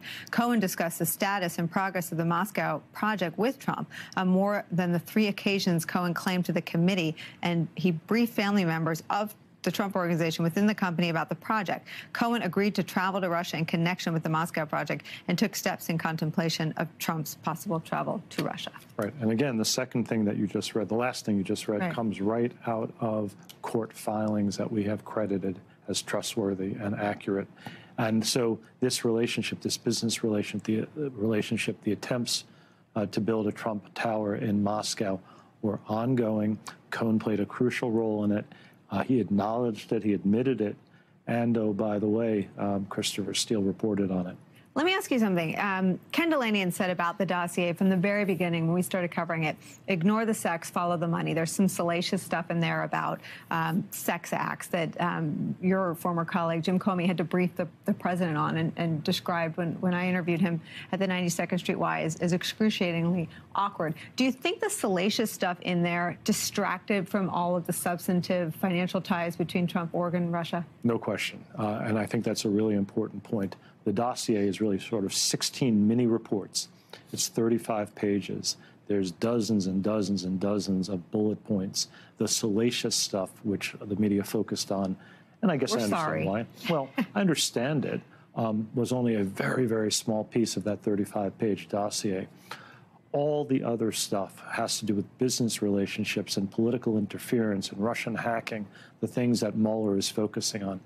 We may never know, frankly, about those salacious acts. I, frankly, could care less. Right. But I do think it was a big distraction. And in the media's defense, that was what Trump was so triggered by, the salacious aspects of the dossier. Hi, everyone. It's 4 o'clock in Washington, D.C. There had to be a silver lining to the president's penchant for lying about things big and small, and we found it. Job security for the fact-checkers. Keeping track of Donald Trump's false and misleading statements is a round-the-clock endeavor. Donald Trump is ending the year having told more than 6,000 lies as the nation's commander-in-chief. Let that sink in. His lies range from the absurd, like fibs about his crowd size, to lies so egregious and so dangerous they could actually be criminal. Court filings from federal prosecutors reveal that Trump's public lies on contacts with Russians and hush money payments to women are of significant interest to Special Counsel Robert Mueller and to federal investigators in New York. Yet reports suggest the cloud of investigations swirling around this White House and the growing list of Trump allies caught lying by Mueller has hardly served as a deterrent to Trump. In fact, reports show his lies have become more brazen in office, and he's picked up the pace, lying 3 times more per day in 2018 than he did just last year. It's a rate so fast and furious that we're officially starting to worry about the fact-checkers. When do they sleep? How could they possibly catch every false or misleading statement that escapes the president's lips? Daniel Dale from the Toronto Star is revealing the secret. He writes, quote, "I've made it my mission to fact-check every word Donald Trump utters as president. That means trying to watch every speech, read every transcript, decipher every tweet. I've accidentally established a reputation for using Twitter to point out that he's lying within seconds of him telling a lie. People sometimes ask in response, how can I blast out these corrections so quickly? But I have no special talent." We disagree here. "My secret is that Trump tells the same lies over and over." Right. Daniel Dale joins us now along with Matt Miller, former chief spokesman for the Justice Department, former Democratic Congresswoman Donna Edwards, and LA Times White House reporter Eli Stokols. First off, we should talk about how this came to be. I completely sprung this on you when you were on our show, and we're so glad that it worked out, because I think if there's a theme for 2018, it's not just that the president lies about everything big and small, it's that his lies may be his undoing. Yeah, I think we have a sense of fatalism about his dishonesty, like he's this master manipulator who's putting one over on the entire country and there's nothing anyone can do about it. I think what we've seen this year is that they do matter and there are consequences. And so it doesn't work for him in selling legislation. It doesn't work for him in convincing Republican legislators to do what he wants, to convince voters to vote for his party. And it certainly doesn't convince the special counsel or federal prosecutors. I thought about this at the end of the year when they passed criminal justice reform and you didn't see any impact in his numbers. It's what you said. The people that support him are conditioned to the lies, but that hasn't served him. He didn't think there were enough of those people for him to have won on election night, and has really hindered his ability to add a single new supporter. I agree. I think we have this kind of anthropological fixation on his base. Like, who are these people? Why do they continue to think the way they do? But I think what's more important is that there's a larger segment of the rest of the country. And so when we think about his lying, I think we should not only think about the base that either buys what he's saying or doesn't care, and think about how these statements are affecting the rest of the population. So let's talk about what you do, because it's more than kind of the most important mission that all of the people who cover Trump have, and that's to sort of catch the lies in real time. But you're sort of doing it for the public. You're doing it on Twitter. You're doing it for free, and you do it almost instantly. Why do you do it? Because I think his lying is a central story of his presidency. And my frustration since 2015 is that it's too often not treated as such. It's treated as kind of a sideshow. You know, let the weekend fact checker guy write a little sidebar piece. I think this should be a daily part of our coverage. In every story about every speech, we need to point out just how dishonest he's being. It wasn't being done in 2016, and so I thought someone should start. You started doing it yourself. I couldn't agree with you more. And I think the other thing that happened is people were afraid to call them lies. We call them lies from the beginning because that's what they are. But what do you think we can do better? I mean, I think the idea of doing it every day is part of it. The other part of it is calling them lies. What else can we do better in covering this president? Well, I think we collectively in the media need to stop amplifying the lies, and that means not simply putting them in your headline without any context, not simply tweeting them out. Even the Associated Press has been doing this repeatedly and having to retract and delete tweets. I think reporters do a very good job in many ways, but I think they could do a better job coming armed to their one-on-one interactions with Trump with these facts. As you said, you know, quoting me, you know, he says the same false claims. He tells the same lies over and over. So there's no excuse for any of us not to come armed with the facts and correct him with them right away. Are there any of his lies that surprise you?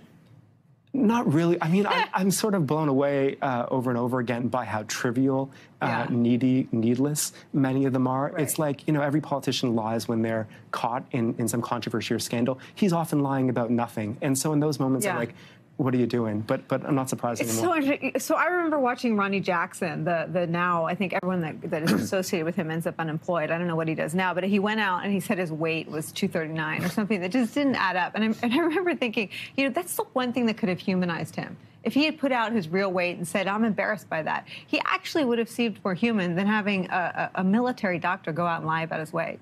Sure. Yes. His brain doesn't work that way. I think, you know, and we all know, you know, he's constantly looking to make himself look better. And there's no sense of even false humility. He just doesn't believe in it. And he just lies about things big and small. Let's put up, I think this is sort of the lie that began it all, a lie about Russia. Surprises no one. Let's watch. One of the reasons I'm here today is to tell you the whole Russian thing, that's a ruse. That's a ruse. Well, I had nothing to do with it. I have nothing to do with Russia. I told you, I have no deals there. I have no anything. I have nothing to do with Russia. To the best of my knowledge, no person that I deal with does. Matt Miller, giant lie.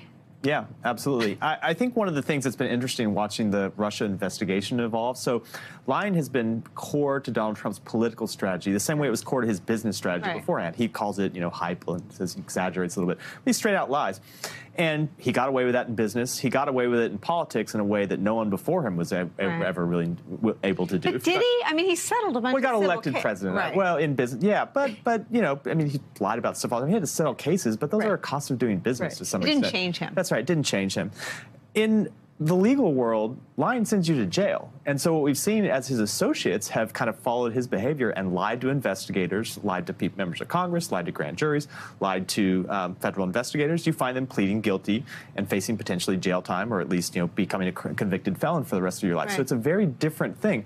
Now, that hasn't caught up with the president yet, but we saw an interesting thing, I think, a few weeks ago when Michael Cohen pled guilty and Bob Mueller in his sentencing memos talked about how Michael Cohen didn't just lie to Congress, but he caused his lie to be released to the public. Yeah. And he was lying to the public and influencing other witnesses, and it sounded a lot like the behavior you've seen from the president throughout the Russia investigation, lying to the public in a way that could come back to haunt him down the road. You also saw it in the Michael Flynn sentencing, Eli. You saw Robert Mueller sort of putting together the fact that Flynn had been so helpful in the investigation, but that for someone who had served in the U.S. military, to have served as an intelligence official, to serve as a national security advisor, lying was something that they were going to take very seriously. Right, and the judge in that sentencing that was then delayed made a point of looking at Mike Flynn and saying, did you know what you were doing when you were making these false statements, that you were lying, that it was wrong? He made him get out there and say very publicly, yes, I did. And that's, you know, the White House. Mike Flynn had somehow been duped or tricked or ambushed, as Sarah Sanders had said, into making these false statements. It's just sort of ludicrous, but that's still what they're putting out there, trying to portray the targets of this probe and the president himself as victims of something nefarious, when really what the president has made it very easy with a lot of these public statements, the tweets, the reactionary things that he does that he can't really control, all those things that are out there. He's allowing, things that he said during the campaign trail. He's giving prosecutors and investigators so much to work with, so many indications of the way he thinks and how he thinks. And you can just see for years, as Matt pointed out, when he was a marketer, when he was a real estate mogul, when he was selling a TV show, the truth didn't really matter. People were almost endeared to Trump because he was such a character. As Dan pointed out, about things big and about things completely insignificant. And you just sort of wonder, what is this compulsion? And it's impossible to stop. You talked about reporters going to interviews armed with facts. How many transcripts have we seen where reporters, people who cover the White House, who feel that above all, our job is to get the president talking and keep him talking. Nobody ever contradicts him, and his staff doesn't contradict him. His staff knows he's lying, and they don't sit there and say, actually, sir, because he will fly off the handle. He will end the interview. He will end the meeting in the White House and kick the staffers out. And because he is so temperamental that way and has lived in this sort of alternate universe, alternate reality for so long, it's very difficult for people to actually confront him and to correct him and to say, sir, that's wrong. Sir, that's a lie. Donna, it just doesn't happen. And I worry about this, but I also worry about what message he sends as a person who really is the chief executive of the federal government. He's against flippers. He thinks people that cooperate with federal investigations, that tell the truth about crimes under investigation, are bad people. And he's shown that he's very willing to pardon people who commit crimes like lying.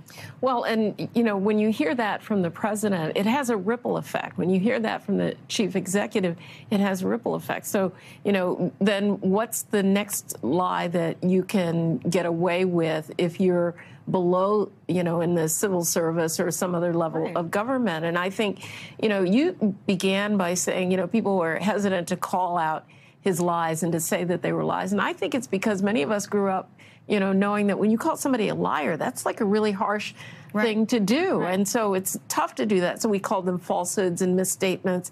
And I think it's been important. The work that Daniel has done, really important to say that these are lies. Increasingly, you see reporters actually fact-checking during these press conferences. I think one of the most harmful lies that the president has told is the one that he told about the arms sales to Saudi Arabia as an excuse for the Khashoggi murder and the impact that had. And so you're right, the president lies about things big and small, but sometimes those big things are things that are both criminal, but they are also immoral.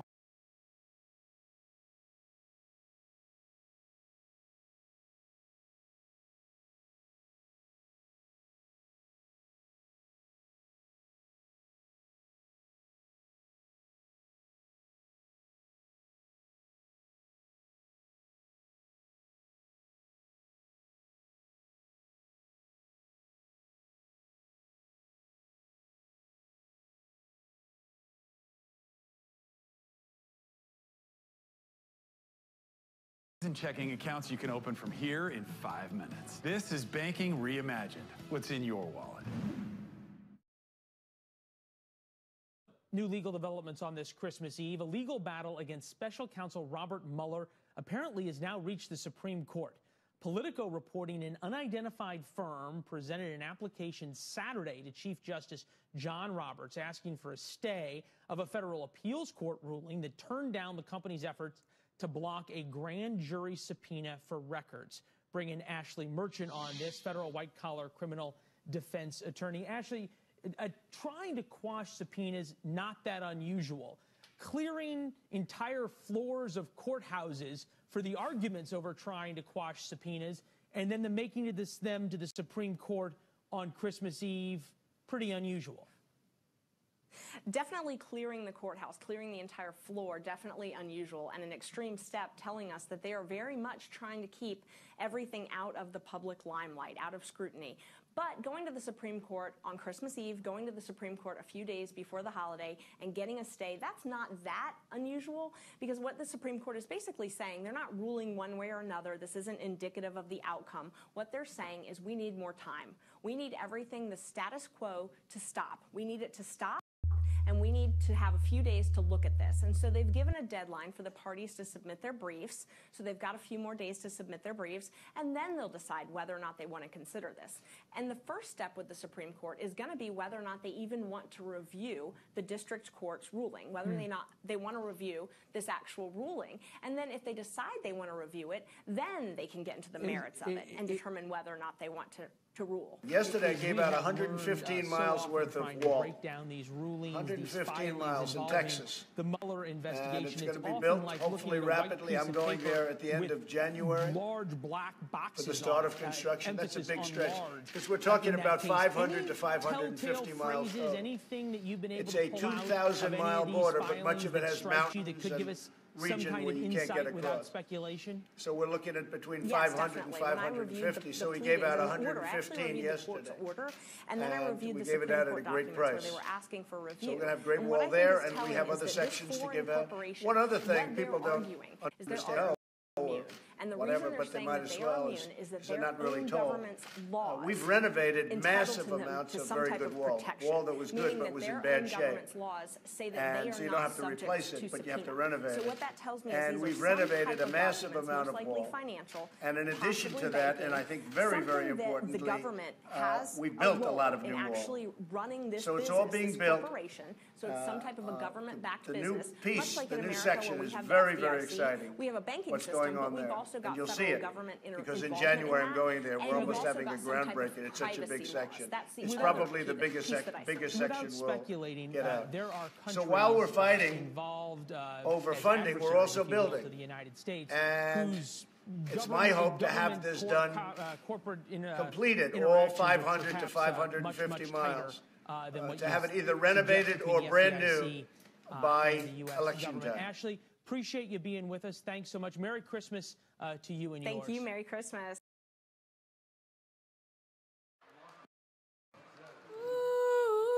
Every time I'm leaving on you, you don't make it easy. Wish I could be. Hold on, run me back, bro. Run me back. Certain things you just can't refuse. I know it'll come and go, But it's out of my control. And you'll be left in the dust unless I stuck by you. You're the sunflower. You're the sunflower. This year, Meghan has pulled off an epic royal wedding, won over the in-laws and the Queen and the public. So, time for a relaxing holiday, right? Not exactly. What a year for the new Duchess. And now, Christmas with the Queen, a holiday steeped in centuries of tradition. And it always starts when Her Majesty steps off the train in Norfolk, where grandsons William and Harry kick off the festivities with their annual charity soccer game. Then the whole family files into the Queen's cozy country home, Sandringham. All in Christmas sweaters like their waxworks at Madame Tussauds? Well, maybe not. But we do know on Christmas Eve, they take tea, trim the tree, and exchange gifts. So what do you get the family that has everything? For the royals, the cheesier, the better. Prince Charles once got a white leather toilet seat, and Meghan last year got the Queen a gift for her dogs, a singing toy hamster. But before 1988, for centuries, the royal family celebrated Christmas here at Windsor Castle. And it was this famous queen, Victoria, who put so much of the magic into our modern Christmas. We have two very beautiful watercolours painted for Queen Victoria and Prince Albert. Now part of a new book celebrating a royal family Christmas through the ages. Victoria and Albert really did popularise many things, such as the Christmas tree, the Christmas card, which the first Christmas card is believed to have been sent in 1843. This one's from 1939. So that's the Queen. That's the Queen. At age 13, and her little sister. She and Prince Philip are still sending cards today, 850 of them, all hand-signed. And Windsor Castle still aglow with the spirit of the season. Back at Sandringham, it's Christmas morning, and Meghan, just as she did last year, will join the whole family for Mass. Then there's that Christmas turkey. It's tradition too, started by King Henry VIII, who also ate boar's head and a huge hunk of beef. Queen Victoria served up the same, only her menu was in French, just as it is at Sandringham today. By the evening, like many of us, it's time for fun and games. The Queen, a gifted performer from a very young age, once put on Christmas plays with her sister. Now it's charades. This year, she's got competition with former actress Meghan in the game. Prince Harry reportedly told his wife, "Whatever you do, don't upstage the Queen." And the day ends for everyone when Her Majesty goes to bed. One tradition not passed on, the day after Christmas hunt. For animal lover Meghan, maybe a chance to create her own tradition. And welcome back. We've got some fun Christmas-themed games for us to play throughout the morning. All right, first up, we're going to put our knowledge to the test with some holiday trivia. Al is the man in charge. Yes. You're going to quiz us? Is that what's going down? Yes, here we go. Okay, we're ready. Like a free-for-all, just here we go. Yes. Just yell? Anybody just yell. Okay, we're ready. Right. According to the classic song, what is Frosty the Snowman's nose made of? Carrot. Cigar. I'd like to phone a friend. Carrot. No. Cole? A button. Button. Oh, button What's the nose. song? Button That's it. nose. Button Right. nose. Button nose. And two eyes. Made out of coal. Oh, All right. right. Next. Next question has to do with everybody's favorite 2003 movie, Elf. Okay. Oh, yeah. Never saw it. Oh, my gosh. Maple syrup. Buddy the Elf? Okay, what question does Buddy Elf ask the person on the phone? Is James Caan my father? Something like that. Is his my dad? Yeah. This is terrible. We're What time awful I at don't know. this. Something about what time is something open? Would you like to talk to Santa? Are we going to roll it or just say, okay? Roll it. take Put that down. Hello? Hello? What's your favorite color? What's your favorite color? Yeah. Okay, All good. right, 0 for 2. All right, this All is right. going well. All right, Which come of on these now. places with a holiday-themed name does not actually exist? A, Santa Claus, Indiana, B, Antlers, Oklahoma, or C, Grinch, Montana, which does not exist? I'm going with Grinch, Montana. Grinch, Montana. I'll take that, too. I'll take Santa Claus, Indiana. Well, 3 out of 4, correct. It's Grinch, Montana. Wow. All right. What do we win? Nothing. If you were the lucky recipient, hey, we've all got jobs. We all win. If you were the lucky recipient of the gifts from the song 12 Days of Christmas, how many days would you receive some sort of bird? 4. 2 days. Wait. Okay, I don't know. I just first number that came to mind. 4. Six. Three. What do you- I'm going to say 4. 6. Oh, it is correct. 6. Okay. 6. So I know. What well, noted actor provided the conductor's voice for the 2004 animated film? I've got that holiday bag. You can get them anything, but give them something they can treasure. Unless I stuck by you, you're the sunflower. Or another, this isn't indicative of the outcome. What they're saying is we need more time.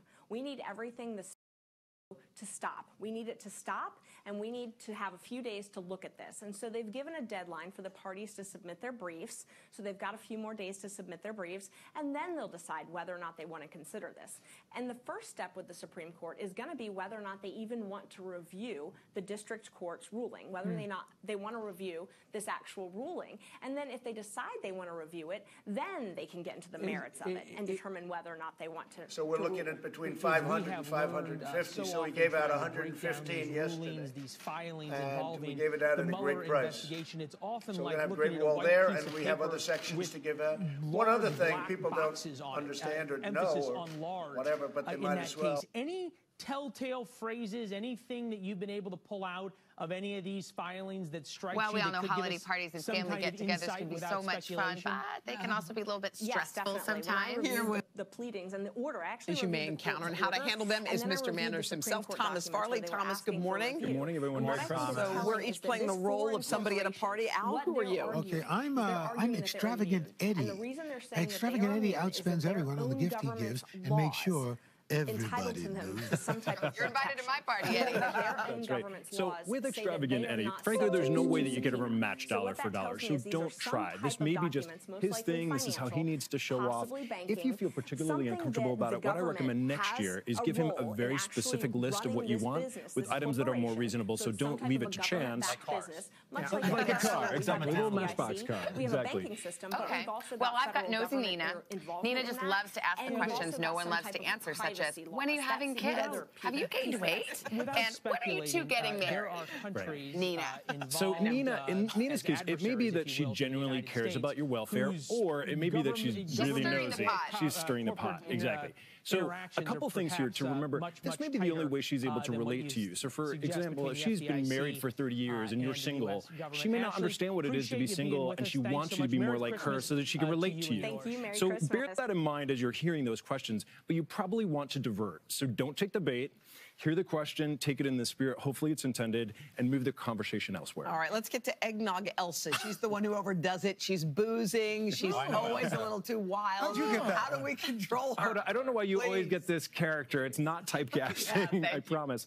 So the key here is make sure that, first of all, sometimes a drunk person can be a fun addition to a party. So if you're a more lively version of yourself, this is maybe not such a bad thing. Hurry into the Edgar season of performance. Your holiday Hoda. Come on. Remember that for next year. But if the person is becoming aggressive or embarrassing themselves, then you want to divert. So here's what we do that.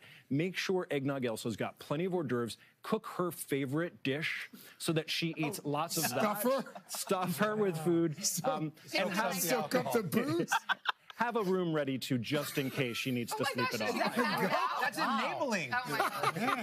What about Scroogey Sam? He's never happy with gifts, no matter what you give him. He finds a way to nitpick all aspects of the celebration, bringing other people down. I'm Scroogey Sam. So this is like when somebody gets a best friend necklace and they don't like it, right? What do you do? I can relate. So with Scroogey Sam, again, ask him for his exact size, color, what is it that he wants in advance so that you're not leaving anything to chance. Also remember, there's some people who are happiest when they're miserable.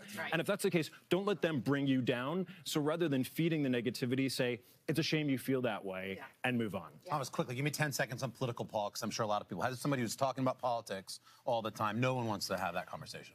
Watch out for the trick questions. So even something seemingly as innocuous as, what do you think of the White House Christmas decorations, could lead to a political conversation. So don't fall for those trick questions. Or it says, pass the impeachment pie. That's something like that. Exactly. Don't pass it. Don't Carson Daly, ladies and gentlemen. Carson Daly. Don't invite Paul. Thank you very much.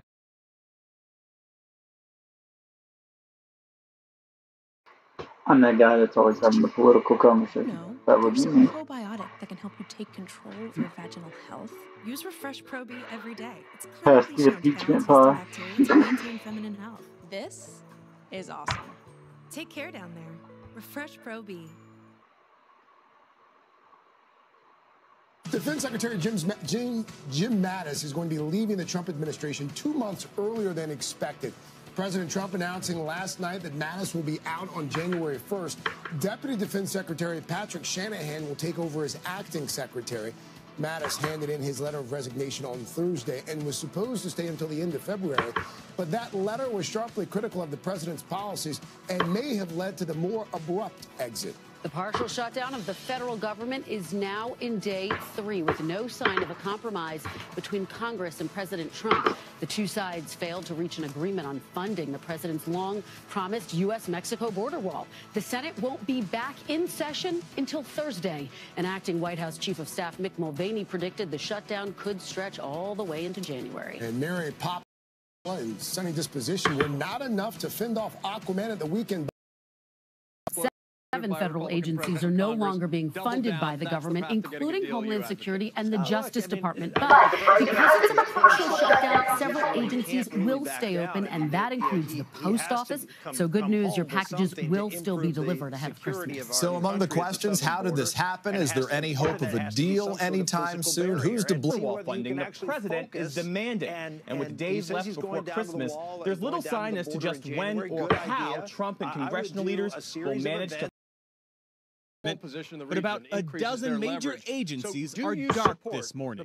During the shutdown, at least 800,000 government employees will not receive their expected paychecks, with Christmas coming fast. It shouldn't be that I have to worry about when I'm going to get paid. Depending on how long it is, we may not be able to have certain things during the holidays. Roughly 420,000 government workers deemed essential employees will still be expected to work without pay, including TSA agents and air traffic controllers, U.S. Customs and Border Protection agents, Also, U.S. Marshals, FBI agents, Coast Guard employees, and Forest Service firefighters. They'll likely be paid retroactively when the government reopens. Another 380,000 will be furloughed or forced to take unpaid leave until the shutdown ends. It all comes at the hands of a president clinging to a campaign promise, a border wall, and abandoning the deal lawmakers had already reached to fund the government. Earlier Friday, Mr. Trump pointed the finger at Democrats. It's up to the Democrats, so it's really the Democrat shutdown. A reversal from what he said just days ago. I am proud to shut down the government for border security. I will be the one to shut it down. I'm not going to blame you for it. Democrats have said all along they will not fund Trump's border wall. President Trump, you will not get your wall. Abandon your shutdown strategy. Add to that, CNN discovering a 2015 radio interview in which incoming White House Chief of Staff Mick Mulvaney criticized Trump's border wall. But to just say, build the darn fence is absurd and almost childish. With no clear path forward, the president tweeted this video late Friday night. Let's get out, let's work together, let's be bipartisan, and let's get it done. The shutdown hopefully will not last long. It sounds like a plotline from a deep space movie, a Soyuz capsule connected to the International Space Station miles over Earth. Kerry Sanders, NBC News.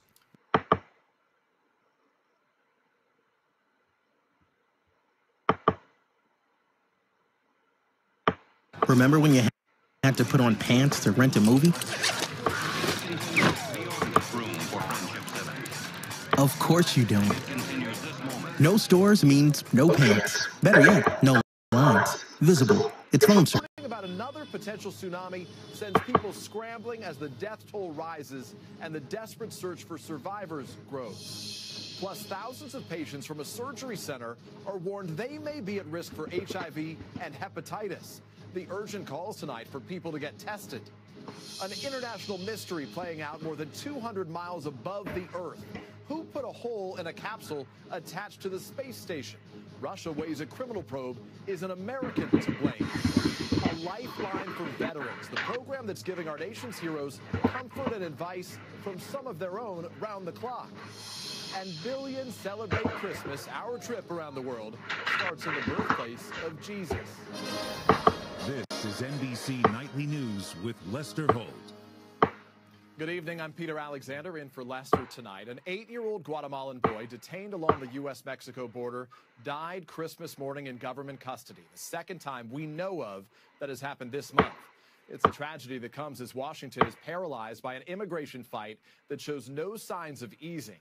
Tonight, as 800,000 federal workers are going unpaid amid a partial government shutdown, President Trump is again vowing to keep much of the government closed until he gets money for his border wall, a wall promised not to give him. We begin tonight with NBC's Garrett Hake. The people in our country wall to help us. We had caravans of people coming up. You've been seeing it. And we stopped them. We stopped them cold.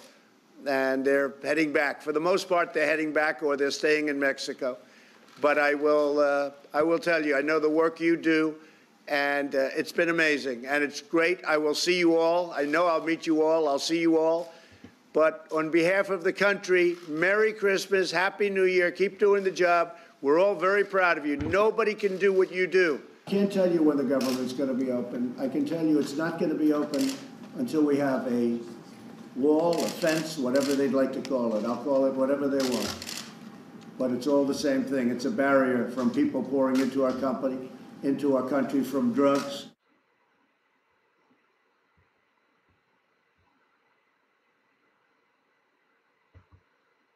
One other thing people don't understand or know or whatever, but they might as well, is because they're not really told.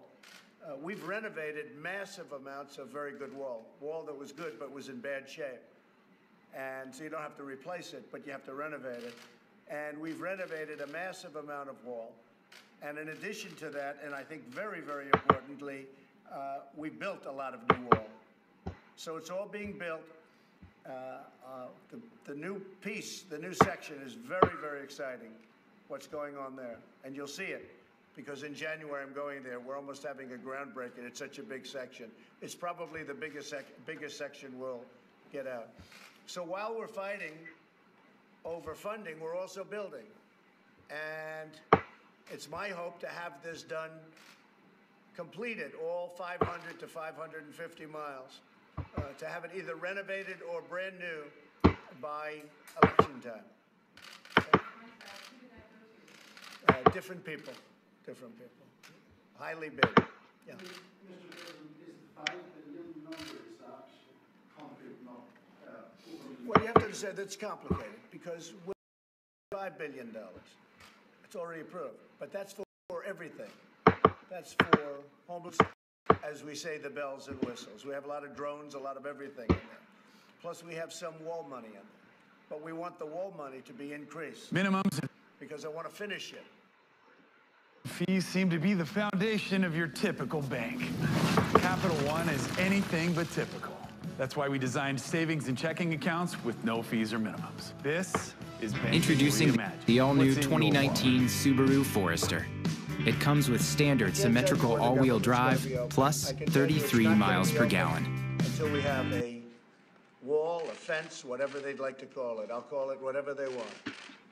But it's all the same thing. It's a barrier from people pouring into our company, into our country from drugs.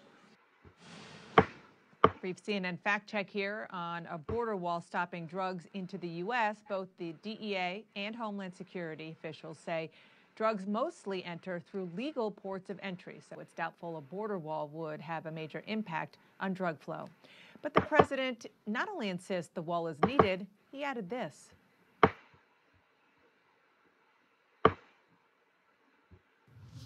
Yesterday, I gave out 115 miles worth of wall. 115 miles in Texas. 500 to 550 miles total. It's a 2,000-mile border, but much of it has mountains and region where you can't get across. So we're looking at between 500 and 550. So we gave out 115 yesterday, and we gave it out at a great price.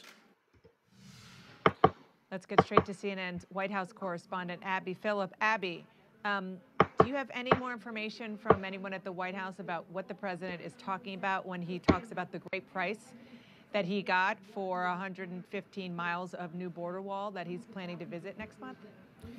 Dana, we've been asking the White House, and we haven't heard anything at all about what he's referring to. I mean, we should start by saying that usually this is not how that would work, that if there was a contract being given out to build border wall, there would be a bidding process. It's a government-run process. It's usually not something that the president just signs off on, like he might do if he were running his private business. But President Trump seemed to lay it out almost as if he just decided in the Oval Office who was going to get this contract, and we still don't know what exactly he's referring to. But all of this is just part of what has been happening over the last several days, which is President Trump trying to lay out the argument for his border wall, both saying that there is already wall being built, but also demanding more money for a new border wall. In fact, he added one element to this today. He said he wants to build new wall or renovate wall by the next election. So President Trump really shifting his language on so much of this conversation around the wall, trying to gain the upper hand over Democrats as the government remains partially shut down. Nowhere in this 10-minute diatribe from the president in the Oval Office today on Christmas Day did he talk about where the compromise might be that might bring an end to this shutdown. In fact, he actually claimed that he had spoken to federal workers who wanted him to keep the government shut down because they understand the need for a border wall. And that's another thing that we don't really have much of an idea of what he's referring to. I'm going there at the end of January for the start of construction. That's a big stretch because we're talking about 500 to 550 miles total. It's a 2,000-mile border, but much of it has mountains and region where you can't get across. So we're looking at between 500 and 550. So we gave out 115 yesterday.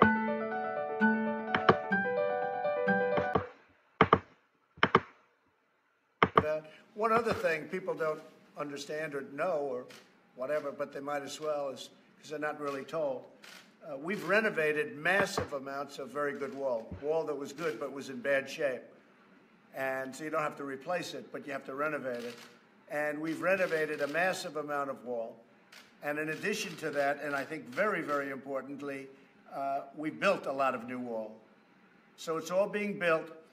The new piece, the new section According is to very, the very timeline exciting. released by the What's going on there. CBP, it was the morning of Christmas Eve, and a Border Protection agent noticed the child appeared to be sick. The little boy and his father were transferred to the Gerald Champion Regional Medical Center in Alamogordo. Initially diagnosed with a common cold, that all changed, according to officials, when they discovered the boy had a fever. He was released from the hospital mid-afternoon on Christmas Eve with prescriptions for antibiotics and ibuprofen. It was hours later he began vomiting, was transferred back to the hospital, and he died. Now the Border Patrol's Office of Professional Responsibility is going to conduct a review of this most recent death to determine the official cause.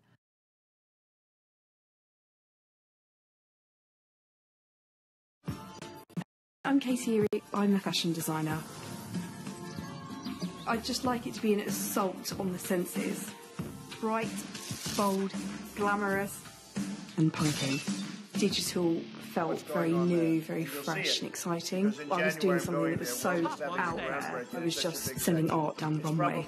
I just see what I see. A little girl's note to Santa is foolish that the holiday spirit does in fact travel beyond borders. 8-year-old Ayami Natalie tied her Christmas list to a red balloon, hoping it would travel from her native Mexico to the North Pole. It landed across the border in Arizona, and that is where Randy Heiss found it. They're raising interest rates. It was obvious it was a Christmas list. But I certainly have confidence, but I think it'll straighten. They're raising interest rates too fast because they think the economy is so good. But I think that they will get it pretty soon. I really do. I mean, the fact is that the economy is doing so well that they raised interest rates, and that's as a form of safety, in a way.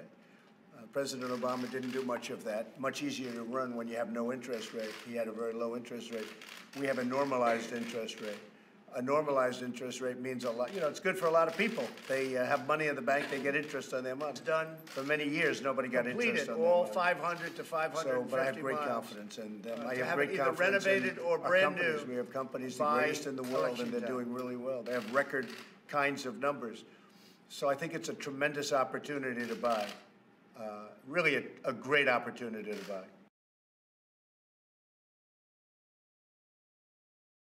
Introducing the all-new 2019 Subaru Forester. Welcome to... Hello, George. You want to jump on board, be my vice? Come on, we're going to have a lot of fun.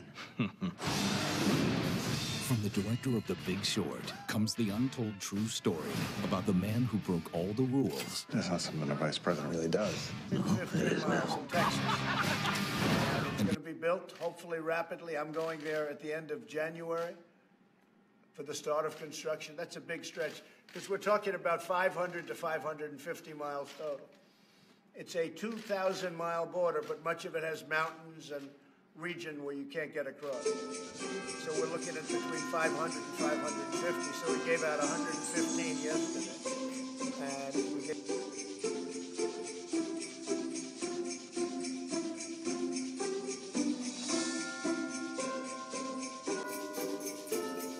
What are you going to do for Christmas?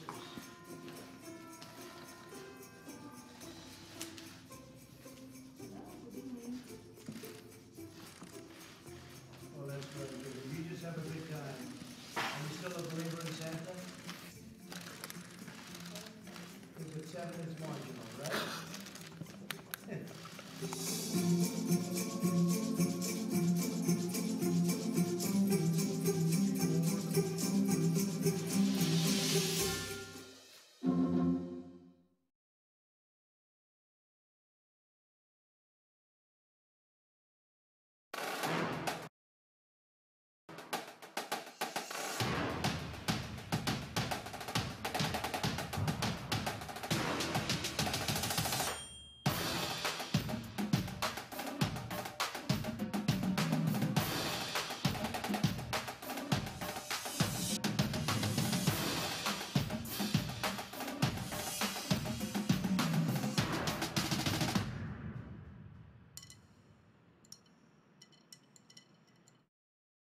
We're going to have a shutdown. There's nothing we can do about that. With the government shut down around him, President Trump has spent most of Christmas Eve on his phone and alone at the White House, the first president to spend the holidays in Washington since Bill and Hillary Clinton 18 years ago. The president hasn't been seen anywhere for 3 days, except on Twitter, where he has been making grievance the reason for the season. Tweeting, "I'm all alone, poor me in the White House, waiting for Democrats to come back and make a deal on desperately needed border security." That message coming minutes before First Lady Melania Trump was seen departing Florida to return to the White House early because of the shutdown.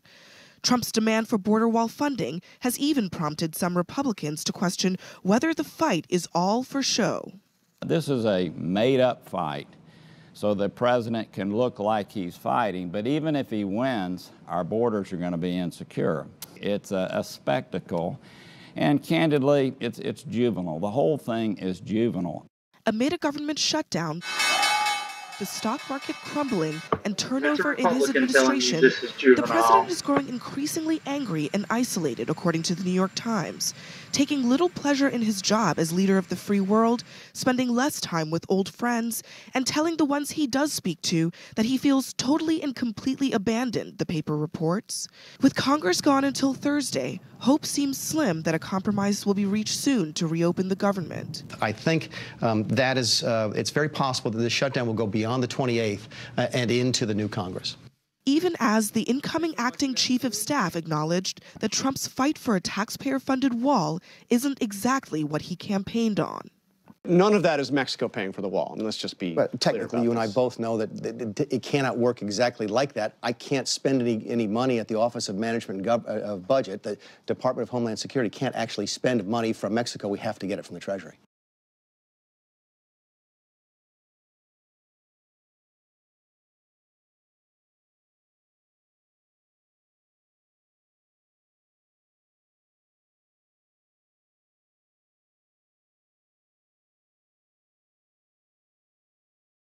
It doesn't work. With the icebreakers, you need a lot of steel.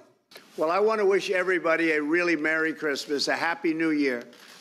Just remember, the people in our country, we're very proud of you. The country's doing well. We have a little bit of a shutdown because we believe in walls and we believe in borders and we believe in barriers. And, you know, we have a special country. People have to come in through the legal process, not just walk in. We have no idea who they are. And we're stopping drugs at a record rate, but we need some help, and the help is the wall. We need a wall to help us. We had caravans of people coming up, you've been seeing it, and we stopped them. We stopped them cold, and they're heading back. For the most part, they're heading back or they're staying in Mexico. But I will tell you, I know the work you do, and it's been amazing, and it's great. I will see you all. I know I'll meet you all. I'll see you all. But on behalf of the country, Merry Christmas, Happy New Year, keep doing the job. We're all very proud of you. Nobody can do what you do. I can't tell you when the government's going to be open. I can tell you it's not going to be open until we have a wall, a fence, whatever they'd like to call it. I'll call it whatever they want. But it's all the same thing. It's a barrier from people pouring into our company, into our country from drugs.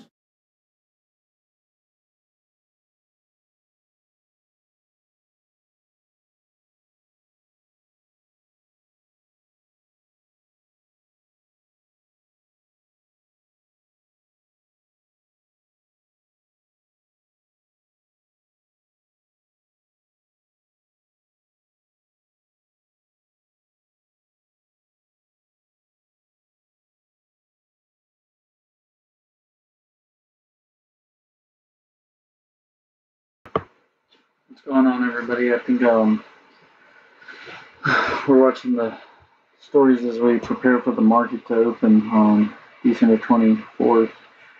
The market was just dismal on Christmas Eve, and obviously the market wasn't open on Christmas Day, and we fully expect to see what happens. I figured it was worth doing a live stream and the prep to going into what this will be, whatever this will be. Probably going to drop the stream right about 5 minutes before the market opens, so I can get all some of the static. I was just trying to build some to let you know I will be live for probably a little bit of the opening market, as much as I can before, unless I get a surprise and the market does well, there won't be nothing to really talk about. But I don't think that's going to be the case. I think what we're gonna get is what I fully expect. I agree. The beginning of a recession.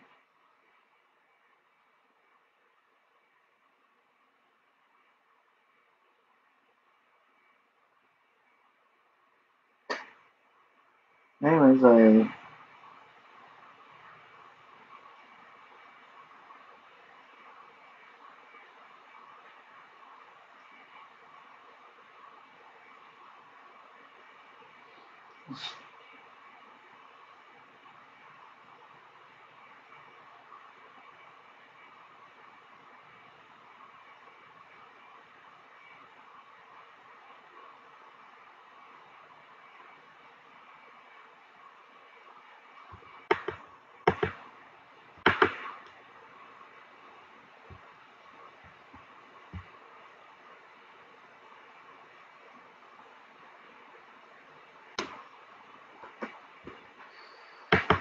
On behalf of the soldiers, family members, and contractors of Task Force Talent, we wish you a Merry Christmas and Happy Holidays from the tropical U.S. territory of Guam. Well, it's all, I call it bells and whistles, but if you don't have the wall, it doesn't work. With the icebreakers, you need a lot of steel.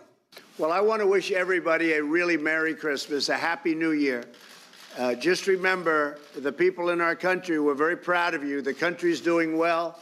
We have a little bit of a shutdown because we believe in walls and we believe in borders and we believe in barriers. And, you know, we have a special country. People have to come in through the legal process, not just walk in. We have no idea who they are. And we're stopping drugs at a record rate, but we need some help, and the help is the wall. We need a wall to help us. We had caravans of people coming up. You've been seeing it, and we stopped them. We stopped them cold, and they're heading back. For the most part, they're heading back, or they're staying in Mexico. But I will tell you, I know the work you do, and it's been amazing, and it's great. I will see you all. I know I'll meet you all. I'll see you all. Mr. Orange. But on behalf of the country, the stock market is now at 2,351 points, 10, and Dow set to fall hundreds of points as Wall Street tries to bounce back. We're going to see an S&P. We'll see what the market does. Let's see what.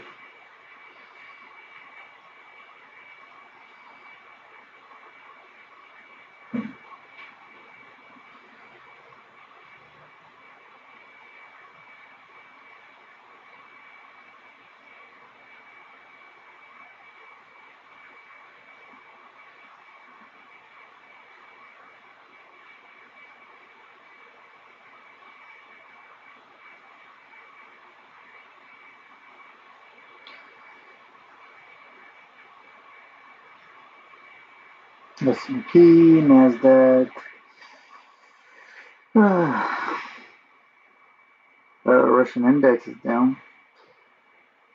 I mean, basically all markets around the world, because they're following the lead of the American market. All markets around the world are down because of the shutdown. So it's having ripple effects around the world.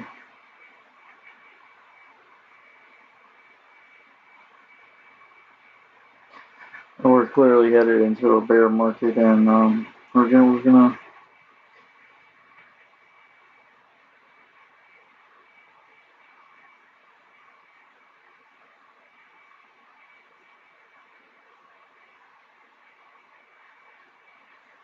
We'll see what it does.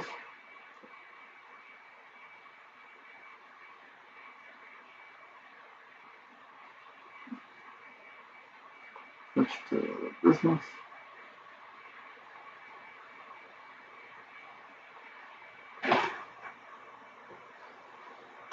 Uncertainty on Wall Street. Wall Street.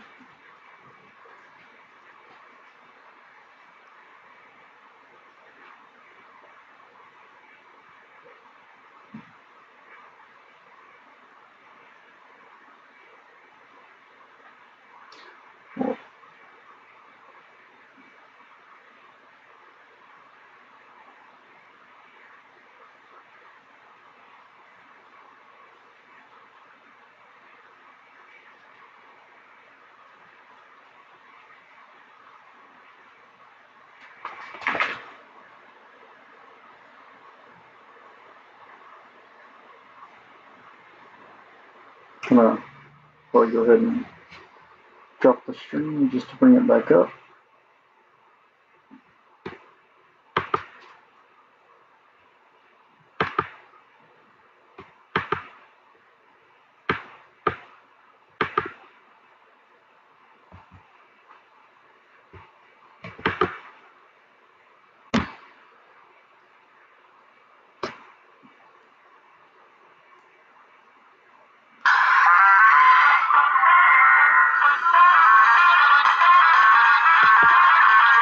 We'll be right back. I'm gonna take it to a different screen.